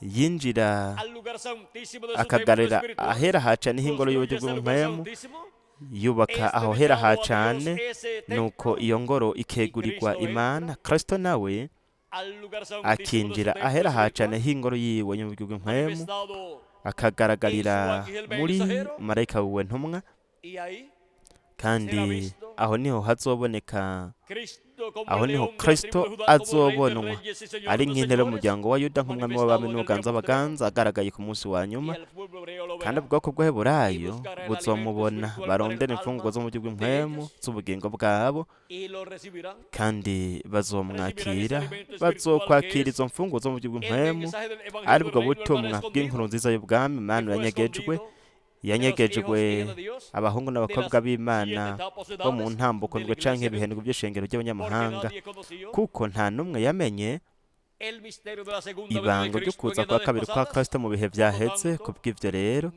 nta n'umwe yarose ubumenyi bw'inkuru nziza y'ubwami, ubutumwa buca irya nino kuza kwa kabiri kwa Kristo nk'intera muryango wa Yuda nk'umwami w'abami, hamwe n'uganza abaganza mu gikorwa ciwe co kwisubiza ivyiwe. Ku munsi wa nyuma buno butumwa ni imfungurwa zo mu buryo bw'impwemu, imfungurwa z'ubugingo bw'abatonejwe n'Imana mu gihe c'ibiro bikomeze furuka, hamwe n'ikiringo c'ubwami ku batonejwe n'Imana bo banyamahanga, hamwe n'abatonejwe n'Imana bo mu bwoko bw'Abaheburayo ari bari 144 by'Abaheburayo. Ihanga ry'Abaheburayo, Abaheburayo nta bundi butumwa bubaraje ishinga, nico gituma bagerageje guhindurira ubwoko bw'Abaheburayo Kristo. Abaheburayo, ubwoko bw'Abaheburayo ntibigeze bahindukirira Kristo muri na myaka 2000 yaheze. Ubwoko bw'Abaheburayo nk'igihugu ntabwo bakiriye Kristo. Imana ikorana n'ubwoko bw'Abaheburayo nk'igihugu, nubwo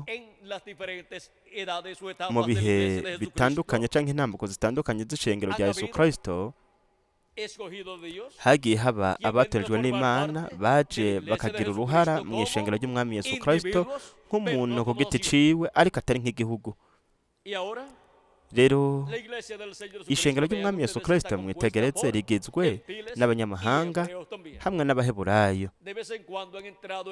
Rimwe na rimwe harinjira Abaheburayo kugira ngo bagire uruhara mwo mubiri w'ibanga wa Yesu Kristo, ariko ubwoko bw'Abaheburayo nk'igihugu ntabwo bigeze binjira, namba ntibinjiye, namba ntibigeze bahindukirira Kristo. Bagumye mu butumwa bw'ikiringo cy'ibyagezwe, bagumye mu butumwa bw'ibyagezwe, ariko ku munsi wa nyuma isezerano nuko ihanga ry'Abaheburayo, Abaheburayo bazokwakira Kristo mu kuza kwe kwa kabiri, kandi bazohindukirira Kristo mu kuza kwe kwa kabiri, hanyuma binjire mu kiringo c'ubwami, kandi bazokwakira bityo, bazoronka bityo ubutumwa bw'inkuru nziza y'ubwami, ubutumwa buca irya nino, ukuza kwa kabiri kwa Kristo. Hanyuma bazotahura n'icabaye ukuza kwa mbere kwa Kristo, kandi bazokwicuza barire, bihane ku bw'icaha co kuba baramwanse, bagasaba urupfu rwiwe, kandi ivyo bizotuma hashitswa ibintu vyaba ku munsi w'impongano, aho ubugingo bwose umuntu wese yategerezwa kwicuza akababara akibabaza imbere y'Imana ku bw'ivyaha vyiwe, kandi uwutabikora ntiyaronka ukunwana n'Imana, ntiyaronka imbabazi z'Imana, ndetse mu yandi majambo azokugwa mu bwoko, mu bantu, atakaza uburenganzira bwo kuba mu ihanga ry'Abaheburayo, kandi yatakaza n'uburenganzira bwo kubaho ibihe bidashira. Rero mwitegereze ibintu byose bijana n'umunsi w'impongano wo mu Balewi igice ca 23 no mu Balewi igice ca 25. Ihanga ry'Abaheburayo rizokwicuza, ririre, bababare, buri muryango ukwawo, abana ba Lewi ukwabo, n'abana ba Yuda ukwabo, ndetse n'ibindi n'ibindi. Nico gituma Imana irungika marayika afise ikidomisho c'Imana nzima ari we marayika wa Yesu Kristo aza afise ikidomisho c'Imana nzima, no kuvuga ngo aza afise mpwemu yera. Yesu Kristo muri mpwemu yera aza agaragariye muri we kugira ngo akore igihugu gihwanye n'umunsi wa nyuma, bwa mbere na mbere mu batoranijwe b'abanyamahanga bahamagara begeranye, abashire mu gihe c'ibiruhuko vy'imfuruka mu Ibanga wa Kristo, adutegurira guhindurwa no kuzamurwa. Hanyuma azohamagara ubwoko bw'Abaheburayo, azohamagara 144 vy'Abaheburayo, 12,000 vya buri muryango, azobashira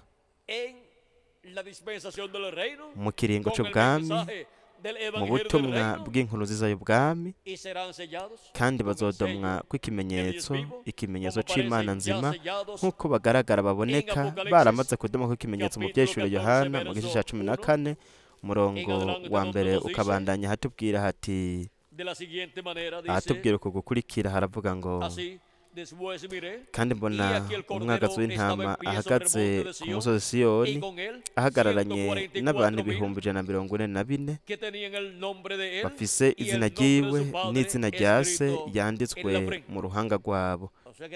Ni ukuvuga ko bafise uguhishurirwa kw'izina rihoraho ry'Imana hamwe n'izina risha ry'Umwami Yesu Kristo, kandi uko guhishurirwa bagufise mu ruhanga rwabo, ni ukuvuga ngo mu bwenge bwabo ndetse no mu mitima yabo, mu bugingo bwabo. Uko guhishurirwa barakurose, kandi n'abantu bo mu bwoko bw'Abaheburayo bazokurikira umwagazi w'intama ahaja hose. Haravuga ngo, numva ijwi rivuye mu ijuru nk'iry'amazi menshi asuma, kandi nk'inkuba ituragara cane, kandi iryo jwi numvise ryari rimeze nk'iry'abacuraranzi bacuraranga inanga zabo, baririmba indirimbo sha imbere ya ntebe y'ubwami n'imbere ya vya binyabugingo 4 n'aba bakuru, kandi nta muntu yashoboye kwiga iyo ndirimbo atari bamwe 144 bacunguwe ngo bakugwe mw'isi. Abo nibo batandujwe n'icitwa umugore, ni ukuvuga ntibandujwe n'imigwi y'amadini inyuranye n'idini ry'Abaheburayo. Abo nibo batandujwe n'icitwa umugore, kuko babaye nk'inkumi. Abo nibo bakurikira umwagazi ahaja hose. Abo bacunguwe mu bantu kugira ngo babe umushuzo ku Mana no kuri wa mwagazi, kandi mu kanwa kabo ntihabonetswemo ikinyoma, nta gasembwa bagira. Kandi nimwitegereze inyuma yuko Yohana yabonye 144 bamaze kudomaho ikimenyetso, aravuga ngo, kandi mbona umumarayika wundi aguruka yatera ijuru afise ubutumwa bwiza butazoshira bwo kubarira ababa kw'isi n'amahanga yose n'imiryango yose n'indimi zose n'amoko yose. Rero mwitegereze ingene ubutumwa bwiza bw'ubwami, mwitegereze ingene buzobwirwa amahanga yose, indimi n'amoko yose, kandi mu ngoma y'imyaka 1000 ubwo nibwo butumwa buzoba buriko burabwirwa amahanga yose, indimi n'amoko yose. Kandi uyu mumarayika ntomwa niwe azanye buno butumwa, ni marayika aza afise ikidomisho c'Imana nzima, agahamagara akegeranya akadomo k'ikimenyetso 144, kuko abahamagaza ubutumwa bwiza bw'ubwami. Hanyuma mu nganje y'imyaka 1000 buno butumwa buzobwirwa, buzovugwa, kandi ubwo butumwa nibwo buzotumwa isi yuzura ubumenyi bw'icubero c'Uhoraho, nk'uko amazi abugereye mu kiyaga, nk'uko bivugwa n'umuvugishwa n'Imana Habakuki igice ca 2:14 no muri Yesaya igice ca 11:9. Ivyo biruko kuko mu nganje y'imyaka 1000 ikiringo kizoba kigezweho kizoba ari ikiringo cy'ubwami n'ubutumwa buzoba bugezweho azoba ari ubutumwa bw'inkuruza y'ubwami, ubutumwa buciga nino kuza kwa kabiri kwa Kristo nk'intare n'umuryango wa Yuda, umwami w'abami hamwe n'uganza abaganza mu gikorwa ciwe co kwisubiza ivyiwe. Rero dushobora kubona rino banga ry'ibintu bitegerezwa kubaho vuba hanyuma y'ivyamaze kuba mu ntambukondwe canke mu bihindwi by'ishengero ry'abanyamahanga. Twabonye kandi ko mu ntambukondwe canke mu bihindwi by'ishengero ry'abanyamahanga twabonye ko habaye ibintu byinshi ari byo byavugishijwe byahanuwe ngaha mu gitabo cye byahishuriwe Yohana. Biri muri ibi bishushanyo bye byahishuwe, ibyahawe Yohana intumwa akabihabwa na marayika umwami Yesu Kristo. Rero twabonye kandi n'uwo ari we umumarayika w'umwami Yesu Kristo, niwe mumarayika ntumwa aza ku munsi wa nyuma afise ubukozi bwa Mose n'ubwa Eliya hamwe n'ubwa Yesu.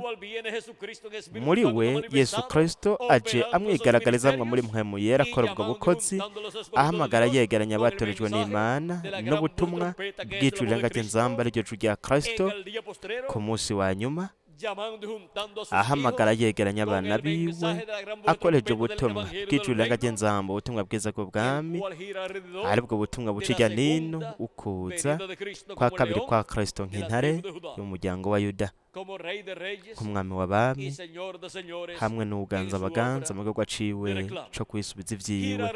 Ubwo butumwa buciga nino kuza kwa marayika w'inkomezi amanuka ava mw'ijuru mu vyahishuriwe igice c'icumi, ariko kuza kwa Kristo buciga nino kuza kugendera ku farasi y'igitare mu vyahishuriwe igice ca 19 umurongo wa 11 ukabandanya, ariko kuza kwa Kristo kandi ibyo byose byarasezeranijwe hano ku munsi wa nyuma.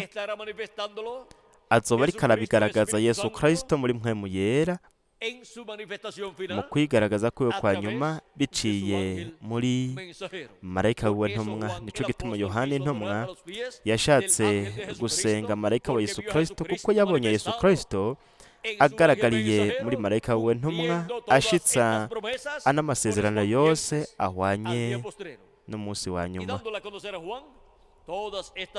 Kandi abwira Yohana, amenyesha Yohana ibintu byose bitegerezwa kuba uhereye mu gihe ca Yohana intumwa kugeza muri iki gihe c'iherezo. Rero dushobora kubona ibanga rya marayika wa Yesu Kristo, dushobora kubona ibanga ryo kuza kwa Yesu Kristo muri mpwemu yera biciye muri marayika wiwe ntumwa. Dushobora kubona ibanga ry'imyelayo ibiri, ariko kugaragara k'ubukozi bwa Mose n'ubwa Eliya mu gihe ca nyuma mu muntu wo mu gihe c'iherezo. Igihe bamubaza mwendata Branham integuza kuza kwa kabiri kwa Kristo ku bijanye na Eliya azovuga ubutumwa mu Bayuda, bamubajije ikibazo ca 11 arico kiri ngaha mu gitabo c'ibibazo n'inyishu canke muri iki gikorane c'ibibazo n'inyishu, arico gikorane cabaye cakozwe mu ndwi yo kumenwa kw'imatanije, ukuvugwa kw'imatanije. Ico gituma biri mu gitabo c'imatanije urupapuro rw'amajana 99 bamubazije bati, Eliya azovuga ubutumwa mu Bayuda, nomwe Eliya w'ukuri yarahari mu minsi y'Ahabu canke azoba ari mpwemu ya Eliya gusa iri mu wundi muntu? Inyishu yabaye ati, ndiyumvira ko azoba ari umuntu wo muri iki gihe asizwe iyo mpwemu, kuko hariya igihe Eliya yari yamaze kuduga, Elisa agahura n'abana babiga ivy'ubuvugishwa n'Imana, bo baravuze bati mpwemu wa Eliya yaje yimukiye kuri Elisa, nuko Elisa yakora co kimwe na Eliya. Rero murabe ingene ubukozi bwa Eliya bwagiye buraza buva kuri Eliya butishubi ku nshuro ya mbere, buja kuri Elisa ku nshuro ya kabiri, buja no kuri Yohana umubatizi ku nshuro ya gatatu. Yohana umubatizi yari Eliya uwategerezwa kugaragara ateguriza ukuza kwa mbere kwa Kristo, kandi ntiyitwa Eliya, yitwa Yohana umubatizi. Umubiri w'inyama niko witwa, ariko mwo mubiri w'inyama mpwemu yera yariko arahakorera ubukozi bwa Eliya mu nshuro ya gatatu, kuko umwe wenyene rudende afise ubukozi agakora ubukozi ni mpwemu yera. Yohana nawe yujejwe mpwemu yera akiri mu nda ya nyina, nuko mpwemu yera akora ubukozi bwa Eliya muri Yohana umubatizi ku nshuro ya gatatu. Yesu Kristo yaravuze ngo nimuba mwipfuza kumwakira Yohana umubatizi, ni umwe Eliya yavuzwe ko azoza. Matayo igice ca 11 murongo wa 14, ndetse kandi no muri Matayo igice ca 17 umurongo w'10 kugeza kwa 13 barabajije Yesu Kristo bati, none ni kubera iki abanditsi bavuga yuko Eliya akwiye kubanza kuza akagarura ibintu byose? Yesu arababwira ati, Eliya azoza koko agarura ibintu byose. Ati, Eliya azoza koko aroranya ibintu byose. Ariko ndababwira yuko Eliya yamaze kuza, ariko ntibamumenye, ariko bamukoreye ibyo bashatse byose. Uko niko kandi bazobigirira n'umwana w'umuntu. Nuko baraheza batahura ko yababwira ko yari karababwira kuri nde? Kuri Yohana umubatizi. Iyo Imana isezeranye kuza k'umuvugishwa n'Imana, yamaze kuza muri kahise kugira ngo akore no kuza kwa mpwemu yera mu wundi muntu, mu wundi muvugishwa n'Imana, akora ubukozi bw'uwo muvugishwa n'Imana uw'Imana yarungitse mu gihe caheze. Rero ubukozi bw'umuvugishwa n'Imana Eliya buza bugaragarira mu mubiri w'umuntu mu bavugishwa n'Imana batanu, abantu batanu barungitswe n'Imana. Uwa mbere yabaye Eliya w'itishubi, uwa kabiri yabaye Elisa. Mwitegereze mu kwigaragaza kwa kabiri k'ubukozi bwa Eliya yagize irindi zina rishasha, ntiyitwa Eliya ahubwo yitwa Elisa. Mu kugaragara kwa gatatu k'ubukozi bwa Eliya yagize irindi zina rishasha, ntiyitwa Eliya, ntiyitwa na Elisa, ariko yitwa Yohana. Mu kwigaragaza kwa kane yagize irindi zina risha, yitwa William Marion Branham, umubiri w'inyama niko witwa, ariko ubukozi bwakomeje kwitwa Eliya. Hanyuma mu kwigaragaza kwa gatanu, ariko kugaragara ubwo buno bukozi buzovugisha ubwoko bw'Aburayo bugahindukiriza ubwoko bw'Aburayo kuri Kristo, ntabwo umubiri w'inyama uzoba witwa Eliya, ariko uzogira izina abavyeyi bise uwo mubiri w'inyama. Rero mwitegereze, azoba ari umuntu wo muri iki gihe asizwe iyo mpwemu y'ubukozi. Azoba ari umuntu asizwe mpwemu yera, afise ikidomeco c'Imana nzima, ari nawe mpwemu yera. Yesu Kristo muri mpwemu yera azokorera mu bukozi bwa Eliya mu nshuro ya gatanu.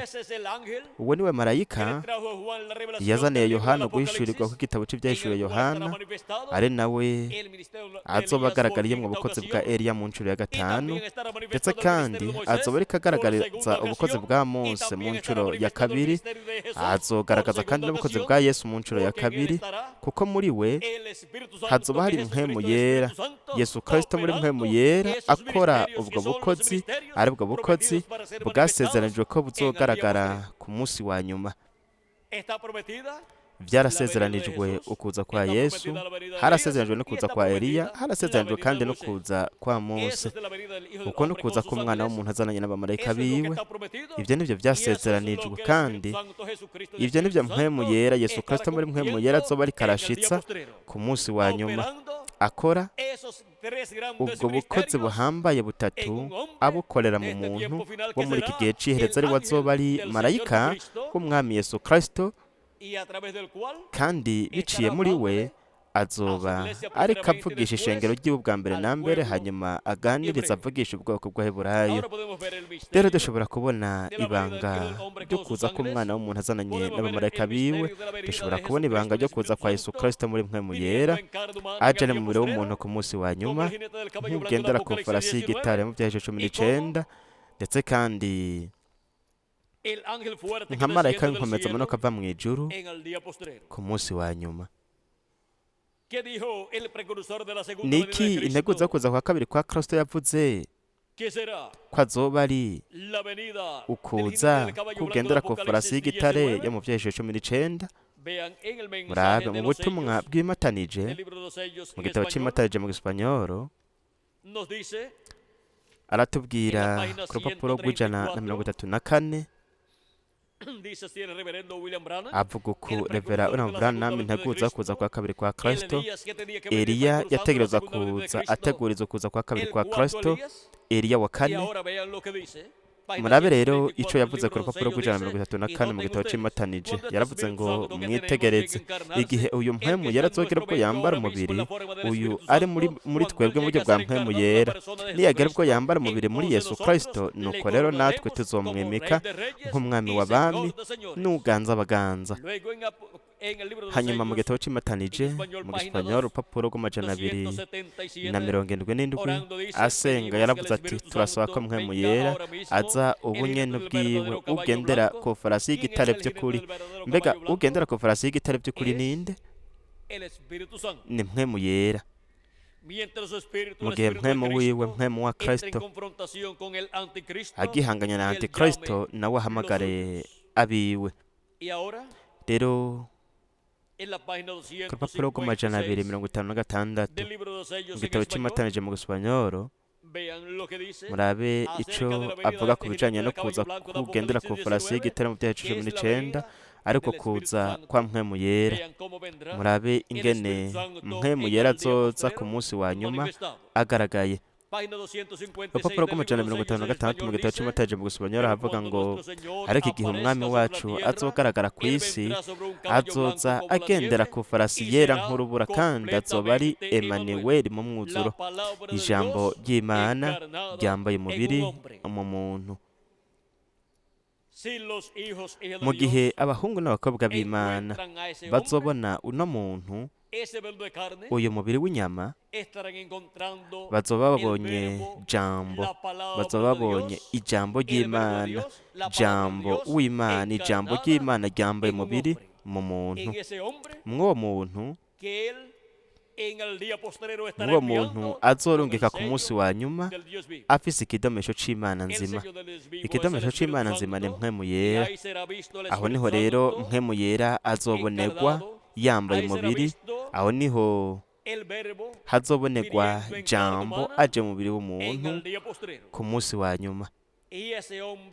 Kandi uwo muntu azoba ari umuntu wo muri iki gihe c'iherezo yitwa marayika w'umwami Yesu Kristo, aho mpwemu yera ugendera ku farasi y'igitare yo Byahishuwe 19, aho azoba ariko aragaragaza ubukozi bwa Mose mu ncuro ya kabiri, n'ubwa Eliya mu ncuro ya gatanu, hamwe n'ubwa Yesu mu ncuro ya kabiri, biciye mw'uyu mumarayika yitwa marayika wa Yesu Kristo, ari igikoresho ca Kristo co ku munsi wa nyuma. Ariko mwibuke ko uno mumarayika atari umwami Yesu Kristo, ni umuvugishwa n'Imana ntumwa w'ikiringo c'ubwami, marayika w'umwami Yesu Kristo wo mu gihe c'ibuye rigumye imfuruka.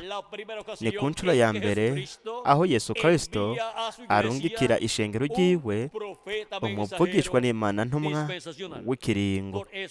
Nico gituma amurungika afise ubutumwa bw'ijwi rirenga ry'inzamba, ubutumwa bwiza bw'ubwami, ubutumwa buca irya nino, ukuza kwa kabiri kwa Kristo nk'intare yo mu muryango wa Yuda, nk'umwami w'abami, hamwe n'uganza abaganza mu gikorwa ciwe co kwisubiza ivyiwe. rero dushobora kubona rino banga ry'ibi bintu byasezeranijwe ko bizoba ku munsi wa nyuma, ni ukuvuga ngo ku munsi w'umwami.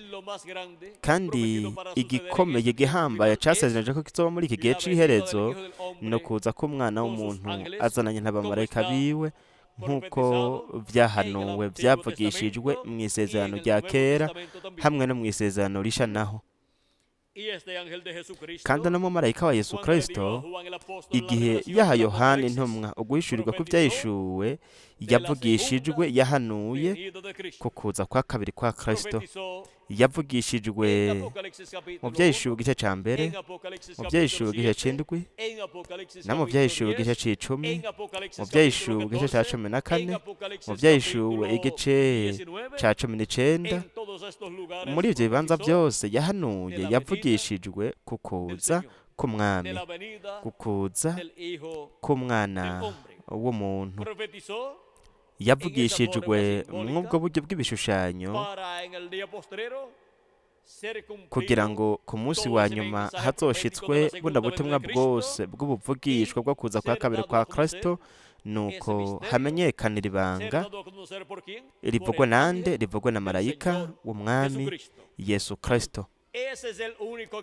uwo niwe umwe rudende ashobora guhishurira ibanga, kuko ni muri we aho Yesu Kristo marayika w'isezerano, marayika w'uhoraho, niho aje ku munsi wa nyuma agaragariye mu gushitswa ko kuza k'umwana w'umuntu azananye n'abamarayika biwe. ariko marayika wa Yesu Kristo ntabwo ari umwami Yesu Kristo. nicyo gituma igihe Yohana intumwa yashaka gusenga marayika yaramubujije, yaramubwiye ko atobikora. dutegerezwa kumenya gukora itandukaniro riri hagati ya Yesu Kristo na marayika w'iwe ntumwa. marayika w'iwe ntumwa ni igikoresho umubiri w'inyama, uwo Yesu Kristo azoba ariko arakoresha ku munsi wa nyuma mu kwigaragaza kw'iwe kwa nyuma. uyu mumarayika ni umuvugishwa n'Imana w'ikiringo cy'ubwami, afise ubutumwa bw'inkuru nziza y'ubwami. kandi nk'uko buri muvugishwa n'Imana, Imana yamye imwigaragarizamwo muri mpwemu yera, uva mu gihugu uja mu kindi, uva no mu kiringo uja mu kindi, ni nako kandi Imana izoba igaragariye muri marayika wayo ntumwa wo ku munsi wa nyuma.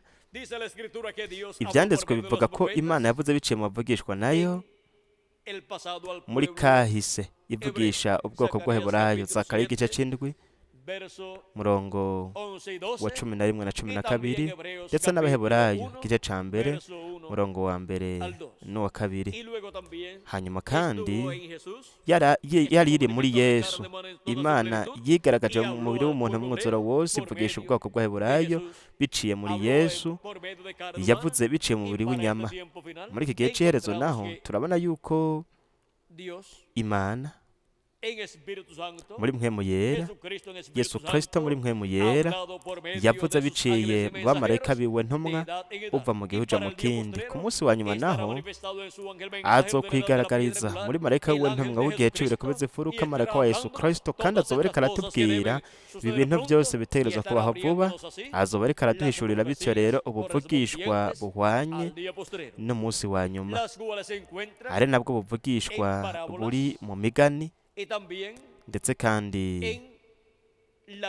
buri no mu buzima bw'abavugishwa n'Imana mu isezerano rya kera no mu isezerano risha, ahagaragariye ukuza kwa kabiri kwa Kristo, ndetse kandi no kwa mbere. ndetse kandi ubwo buvugishwa buri no mu gitabo cy'ibyahishuriwe Yohana, ndetse kandi no mu gitabo cy'umuvugishwa n'Imana Daniyeli, no mu bindi bitabo byo mu isezerano rya kera hamwe n'ibyo mu isezerano risha. kandi ubwo buvugishwa bwose buvuga ku munsi wa nyuma hamwe no kuza k'umwana w'umuntu azananye n'abamarayika biwe, buzohishurwa na Yesu Kristo muri mpwemu yera biciye muri marayika wiwe ntumwa, kandi azoduha kumenya, azotumenyesha ibintu byose bitegerezwa kubaho vuba muri iki gihe cy'iherezo.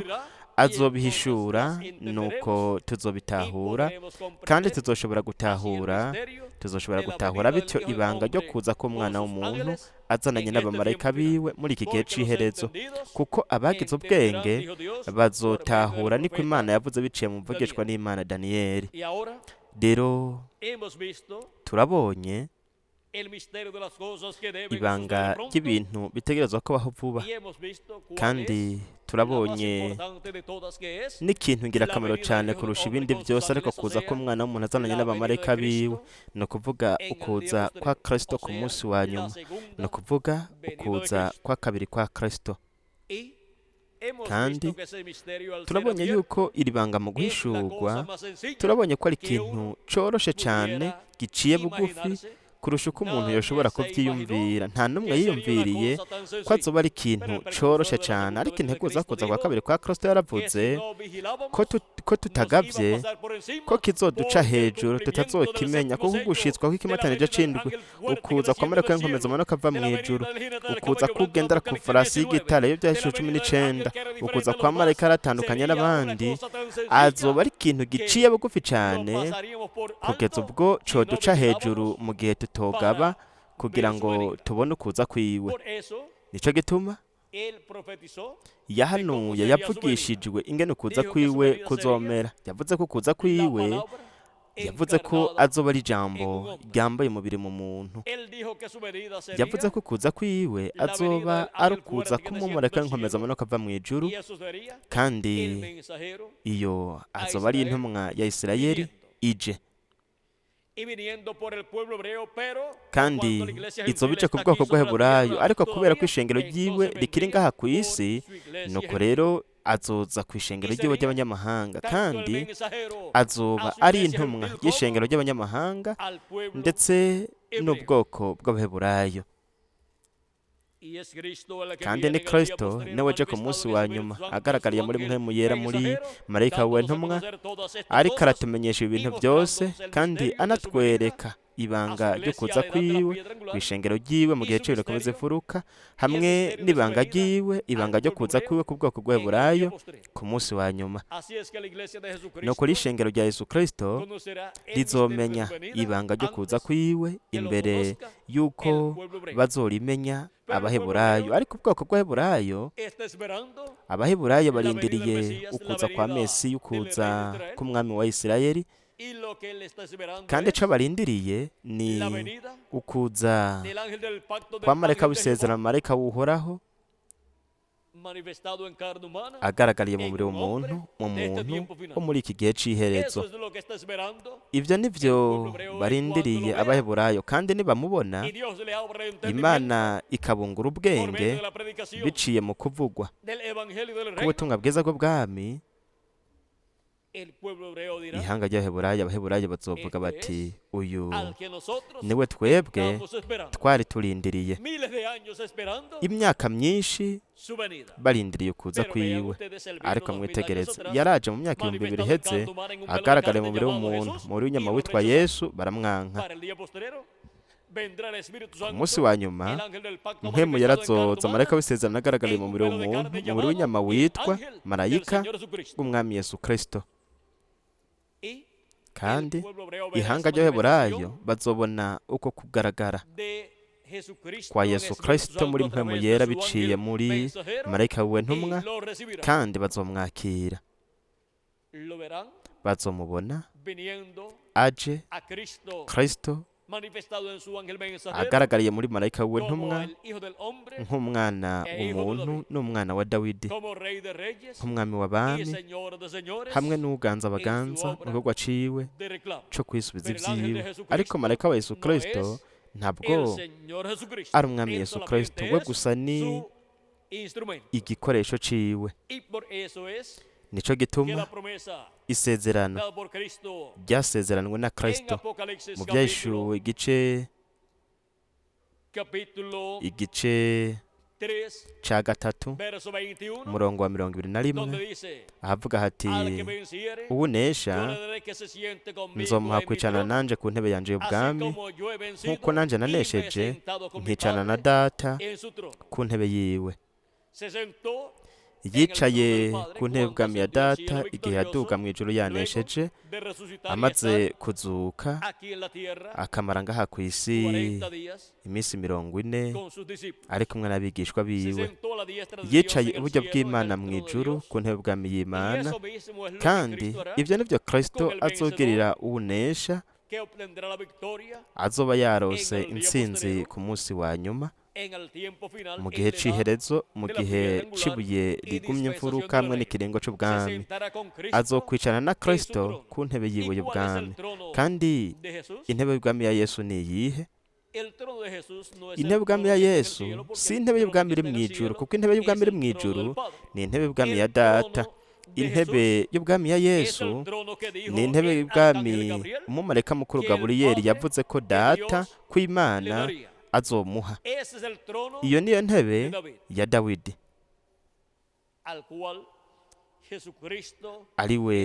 ariyo ntebe Yesu Kristo yarazwe nk'umwana wa Dawidi, kuko yaje avuye mu muryango wa Yuda, avukiye i Betelehemu h'Iyudaya biciye mu mwigeme w'inkumi yitwa Mariya, ukomoka mu mwami Dawidi. Rero dushobora kubona rino banga ry'intebe y'ubwami ya Dawidi ku isi, ariyo ntebe y'ubwami ya Yesu, hamwe n'intebe y'ubwami yo mu ijuru, aho Kristo yicaye muri no myaka 2000, ariko aravuganira umwe wese mu bafise izina ryiwe ryanditswe mu gitabo cy'ubugingo cy'umwagazi w'intama, isi itarashigwaho imfatiro. Kandi mwitegereze, we yaramaze kuvuganira abatoranijwe n'Imana bose b'ibihendwe by'ishengero ry'abanyamahanga, ariko ku munsi wa nyuma azoba ariko aravuganira abatoranijwe ba nyuma, bazoshigwa mu mubiri w'ibanga mu gihe cibuye rikomeze furuka hamwe n'ikiringo c'ubwami. Ni ukuvuga ko we ariko aravuganira mu ijuru, ariko aravuganira abatoranijwe biwe, abazokumva ijwi ryiwe, iri jwi rirenga ry'inzamba ry'ubutumwa bwiza bw'ubwami, ribahamagara, ribegeranya, ribashira mu mubiri w'ibanga wa Kristo mu gihe cibuye rigumye imfuruka. Kandi hatabaye abatoranijwe bo muri iki gihe c'iherezo, abatoranijwe bo mu bihe byaheze ntiboshobora gutunganywa rwose. Abatoranijwe bo mu bihe byaheze ntiboshobora gushika mu gutunganywa ngo baronke umubiri uhoraho.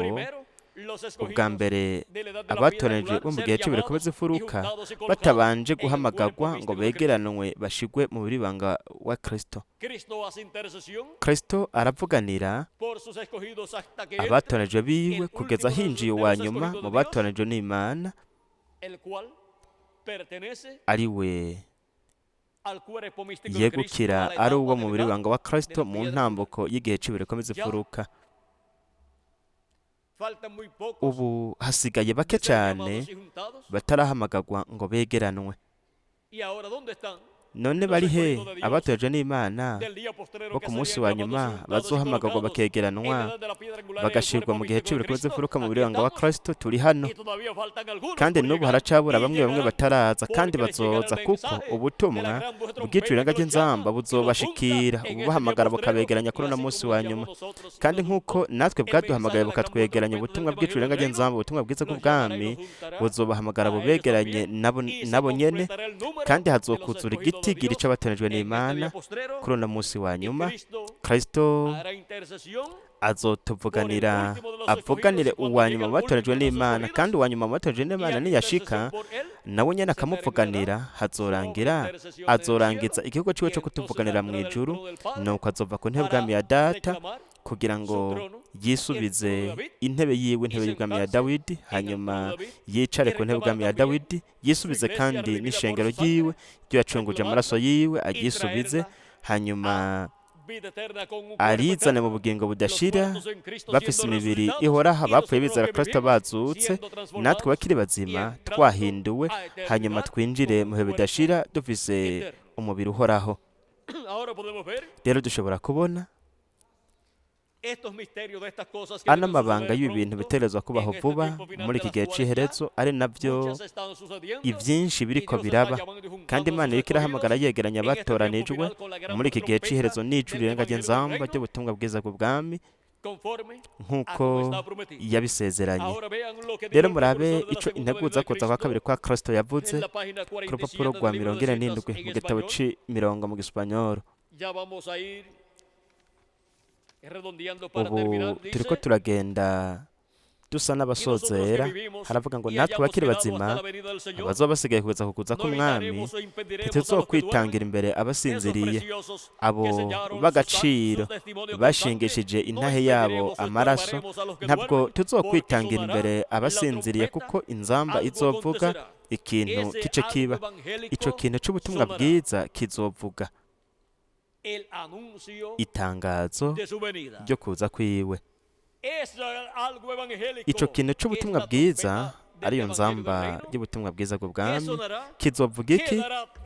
Mbega kizovuga iki? Kizomenyekanisha iki? Itangazo ryo kuza kwiwe kizomenyekanisha, kizovuga ukuza kwa kabiri kwa Kristo azananye n'abamarayika biwe ku munsi wa nyuma. Abapfuye bizera Kristo nibo bazobanza kuzuka, natwe bakiri bazima tuzoba tugihari tuzoca duhindurwa.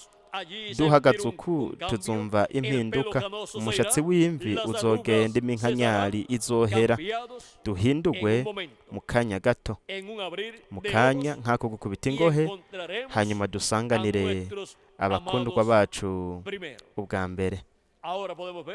Rero dushobora kubona ko tuzogira igikorane kidasanzwe turi kumwe n'abakundwa bacu bavuye mu mubiri, ndetse kandi tuzogira n'ihigwe ryo gukora ikintu muri iyo minsi, tugikorera imiryango yacu, mu gihe kugeza ico gihe batazoba barakira ijambo ry'Imana, kuko tuzoba turi mu mibiri idapfa, imibiri isa ifise ishusho na kameremere by'umukundwa wacu Mwami Yesu Kristo. Rero dushobora kubona rino banga ry'inzamba ya nyuma canke ijuru rirenga ry'inzamba, ariyo nzamba y'ubutumwa bwiza bw'ubwami, iki kintu c'ubutumwa bwiza gitangaza kivuga ibanga rikomeye cyane kurusha ayandi mabanga yose, ukuza kwa kabiri kwa Kristo azananye n'abamarayika biwe ku munsi wa nyuma. Turabona ahandi hantu mu bindi bibanza, turabona ko integuza kuza kwa kabiri kwa Kristo yatubwiye avuga uku gukurikira urupapuro rw'149 mu gitabo c'imirongo.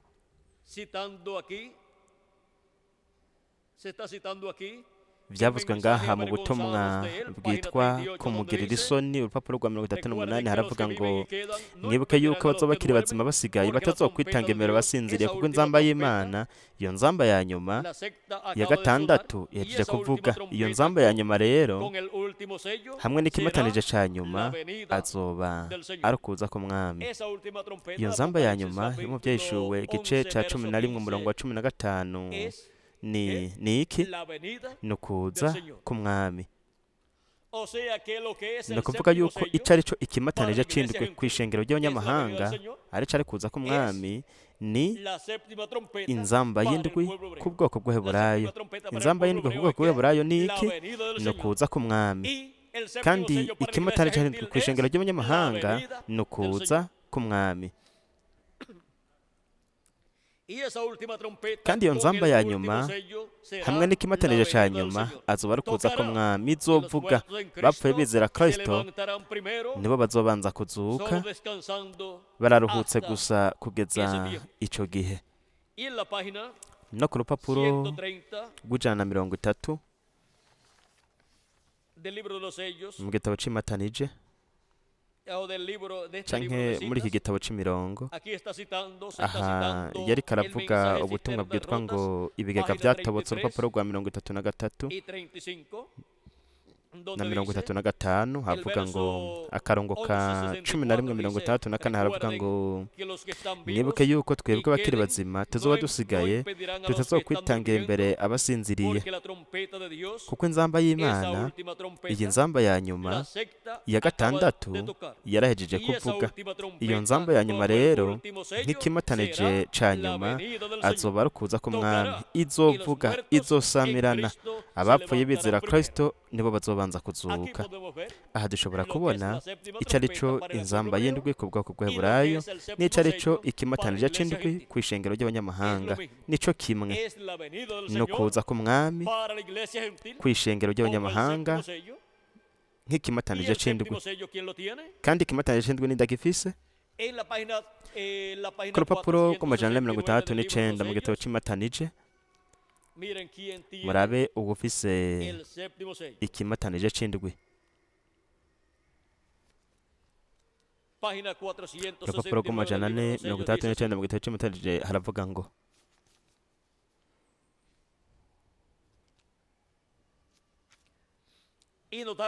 kandi mwabonye ko nababwiye ko umwe w'abamarayika yari yisa, ariko avuga ko aba bamarayika bagaragaye muri uyu mugwi w'abamarayika bari bagize iki gicu.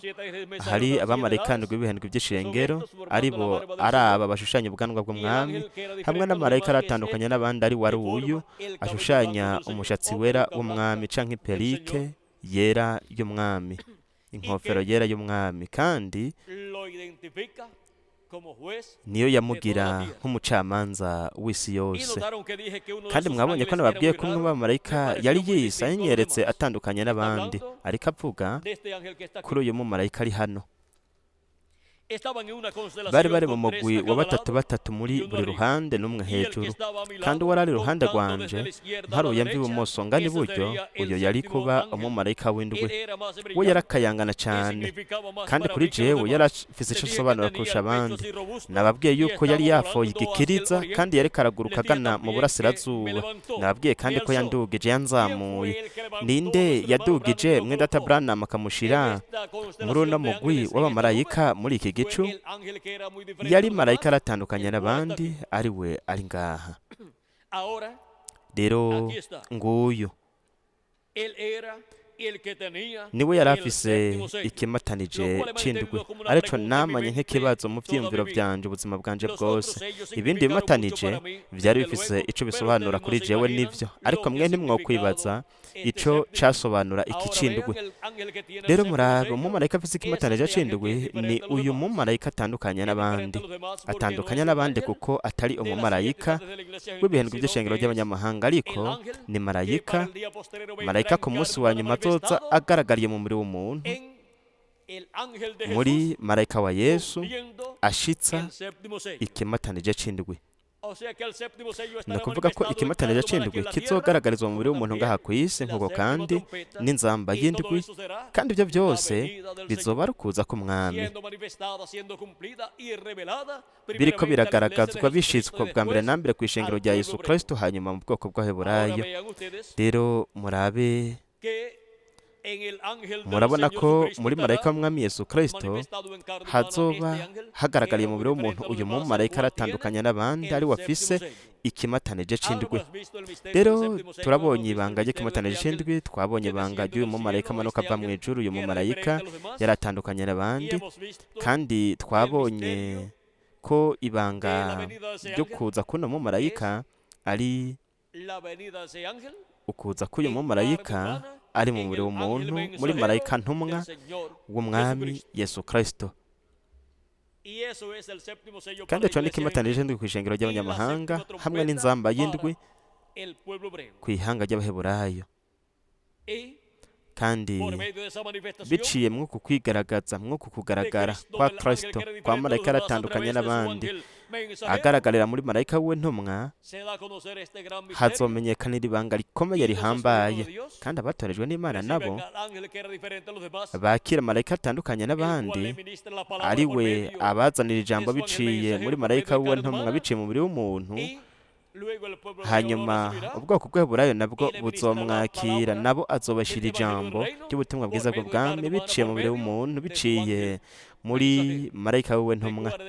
Mwibuke ko ukuza kwa marayika aratandukanye n'abandi, ari wari Yesu Kristo muri mpwemu yera aje agaragariye muri marayika wiwe intumwa. Nukuza kwa marayika w'isezerano, marayika yiyeretse umuvugishwa n'Imana Mose akamubwira ati ndi Imana Aburahamu na Isaka na Yakobo. Nukuza kwa marayika umwe yarokora ubwoko bw'Aburayo mu myaka 2000 iheze, kandi azokongera kubarokora muri iki gihe c'iherezo. Ivyabereye hariya ni ishusho n'ingero y'ibizoba biriko biraba muri iki gihe c'iherezo.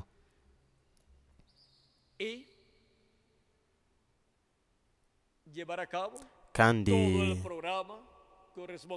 azokora umugambi wose uhwanye n'iki gihe c'iherezo. Uyu mumarayika aratandukanye n'abandi biciye mu kwigaragaza kwiwe, yigaragariza mu mubiri w'umuntu muri marayika ntumwa w'umwami Yesu Kristo mu gihe c'ibiruko bizifuruka hamwe n'ikiringo c'ubwami. Turabonye ibanga ry'ibintu bitegerezwa kubaho vuba muri iki gihe c'iherezo. Turabonye ko turiko turabaho mu gihe c'ubwiza cane gihambaye kurusha ibindi bihe byose, aho we ariko arahamagara yegeranya abatoreje biwe n'ijuru ry'ingabyanzamba ry'ubutumwa bwiza bw'ubwami, kandi ariko arabakoraniriza hamwe abegeraniriza mu bibanga w'abizera mu gihe c'ibiruko bizifuruka, kandi ariko aratugaburira ijambo ryiwe, kandi ariko aradutegura kugira ngo dushike mu gutungana, kugira ngo turonke guhindurwa kwacu, turonke umubiri uhoraho, hanyuma tuje mu mazimano y'ubukwe bw'umwagazi w'intama mu ijuru. Kuko nta muntu n'umwe azoja mu mazimano y'ubukwe bw'umwagazi w'intama mu ijuru atabanje kwakira umubiri musha, umubiri uhoraho. Ategerezwa kuronka guhindurwa k'umubiri we w'inyama mu gihe akiri muzima. Yarapfuye naho ategerezwa kuronka ukuzuka ari mu mubiri uhoraho, kugira ngo ashobore kuja mu mazimano y'ubukwe bw'umwagazi w'intama mu ijuru ku munsi wa nyuma, ni ukuvuga mu kimpumbi c'indwi. Twarashitse mu gihe c'iherezo. Twarashitse mu gihe aho Imana iriko irashitsa amasezerano yayo ahwanye n'umunsi wa nyuma n'igihe ca nyuma. N'ubu abapfuye bizera Kristo ntibarazuka, natwe n'ubu ntiturahindurwa, ariko twarahamagawe, twaregeranijwe, kandi turiko turagaburirwa, kandi turiko turategurwa kugira ngo duhindurwe, tuzamurwe muri iki gihe c'iherezo. Hakenewe guca muri izi ntambuko kugira ngo turonke guhindurwa kwacu.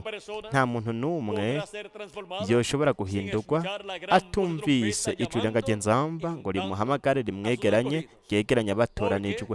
Kuko Mutagatifu Pawulo yaravuze ko inzamba izovuga, abapfuye bizera Kristo bazobanza kuzuka, bazozuka bari mu mibiri itabora, natwe bakiri bazima tuzohindurwa. Ubwa mbere ni ukubanza kumva ino nzamba ya nyuma canke ijuru ry'ingabyanzamba, ariyo nzamba y'ubutumwa bwiza bw'ubwami yishura ibanga ryo kuza kwa marayika yaratandukanye n'abandi. Yishura ibanga ryo kuza kwa Kristo marayika w'isezerano aje muri mpwemu yera, agaragariye mu mubiri w'umuntu muri marayika wiwe intumwa. Kandi ivyo biruko ku batoranijwe bo mu banyamahanga hamwe no ku batoranijwe bo mu bwoko bw'Abaheburayo. Ntibishobora kuba mu bundi buryo, kandi nta muntu n'umwe yoshobora kuronka guhindurwa kwiwe no kuzamurwa ngo aje mu mazimano y'ubukwe bw'umwagazi w'intama adaciye mu gushitswa kwana amasezerano ngo yumve iyi nzamba ya nyuma, aronka ubumenyi, uguhishurirwa kw'ikimatanije c'indwi. Ni ukuvuga ngo uguhishurirwa ko kuza k'umwana w'umuntu azananye n'abamarayika biwe, ariko kuza ku mwami azananye n'abamarayika biwe yigaragaza ku munsi wa nyuma. Twarashitse mu gihe cy'ubwiza cyane kurusha ibindi bihe byose, aho turiko turaronka biciye mu kugaragara, mu kwigaragaza kwa Yesu Kristo muri mpemu yera, yigaragariza muri marayika w'intumwa. Twamye turonka ubumenyi bw'ibi bintu byose bitegerezwa kubaho vuba muri iki gihe cy'iherezo, ata muntu n'umwe ahatiwe kwizera, kuko ab'Imana bazokumva ijwi ry'Imana, intama zanje zumva ijwi ryanje zikankurikira, niko umwami yavuze. Nuko rero marayika w'umwami Yesu Kristo nta muntu n'umwe azohatira kwizera, ariko azovuga ubutumwa bw'inkuru nziza y'ubwami. Hanyuma batoranyijwe n'Imana bo ku munsi wa nyuma bazoba ariko bumva ubwo butumwa, ariryo jwi rirengaje nzamba, kandi bazoba ariko barahamagagwa begeranwa muri iki gihe cy'iherezo. Abazohindurwa bose bakazamurwa bazoba ariko bumva buno butumwa bw'ijwi rirengaje nzamba canke inzamba ya nyuma y'ubutumwa bwiza bw'ubwami, buriko buravugwa na mpemu yera biciye muri marayika w'intumwa, ahishurira ibanga ridasanzwe ry'ikimatanije c'indwi hamwe n'inzamba y'indwi, ariko arikuza ko mwami. None bari he abazokumva ino nzamba ya nyuma canke ijwi rirengaje nzamba rihishurira ibanga bakaryakira? Turi hano muri Puerto Rico, muri Cayey no muri Amerika Latine, twumva iri jwi rirengaje nzamba canke inzamba ya nyuma muri iki gihe cy'iherezo. Kuri jewe ryari bakora ridasanzwe kubana namwe kuri uno muhingamo, ndabashingira intahe y'amabanga y'ibintu bitegerezwa kubaho vuba muri iki gihe cy'iherezo. Ese imigisha yose yasezeranijwe na Kristo, iyo yasezeranije abateranijwe biba muri iki gihe cy'iherezo mu biranga wa Kristo, ese yogaragara kuri umwe wese muri mwebwe no kuri jewe nanje, yigaragaza muri mwebwe no muri jewe vuba. Abatarahamagagwa ngo begeranwe mu bateranijwe n'Imana bahamagagwe begeranwe, huzure igitigiri c'abateranijwe n'Imana. Abapfuye bizera Kristo bazuke bari mu mibiri ihoraho, natwe bakiri bazima duhindurwe nyuma yo kumara iminsi 30 kugeza ku 40 ngaha turi mu mibiri mishasha, twese tuje mu mazimano y'ubukwe bw'umwagazi w'intama mu ijuru, mu rugo rwa data wo mu ijuru, mu izina rihoraho ry'umwami Yesu Kristo. Amen kandi amen. Ese Imana yobandanya kubahezagira mwese, Imana ibarinde, kandi ndongera gusiga hamwe natwe Revera Miguel Bemurazi Marine kugira ngo abandanye kandi asozere kuri uno muhingamo y'igice cacu, ashimira Kristo kubw'imigisha yiwe hamwe n'ibintu bitegerezwa kubaho vuba, arivyo we ariko aratubwira, ariko aratumenyesha muri iki gihe cy'iherezo. Imana ibahezagire kandi barinde, mubandanye mugira umugoroba wuzuye imigisha y'umukundwa wacu umwami Yesu Kristo.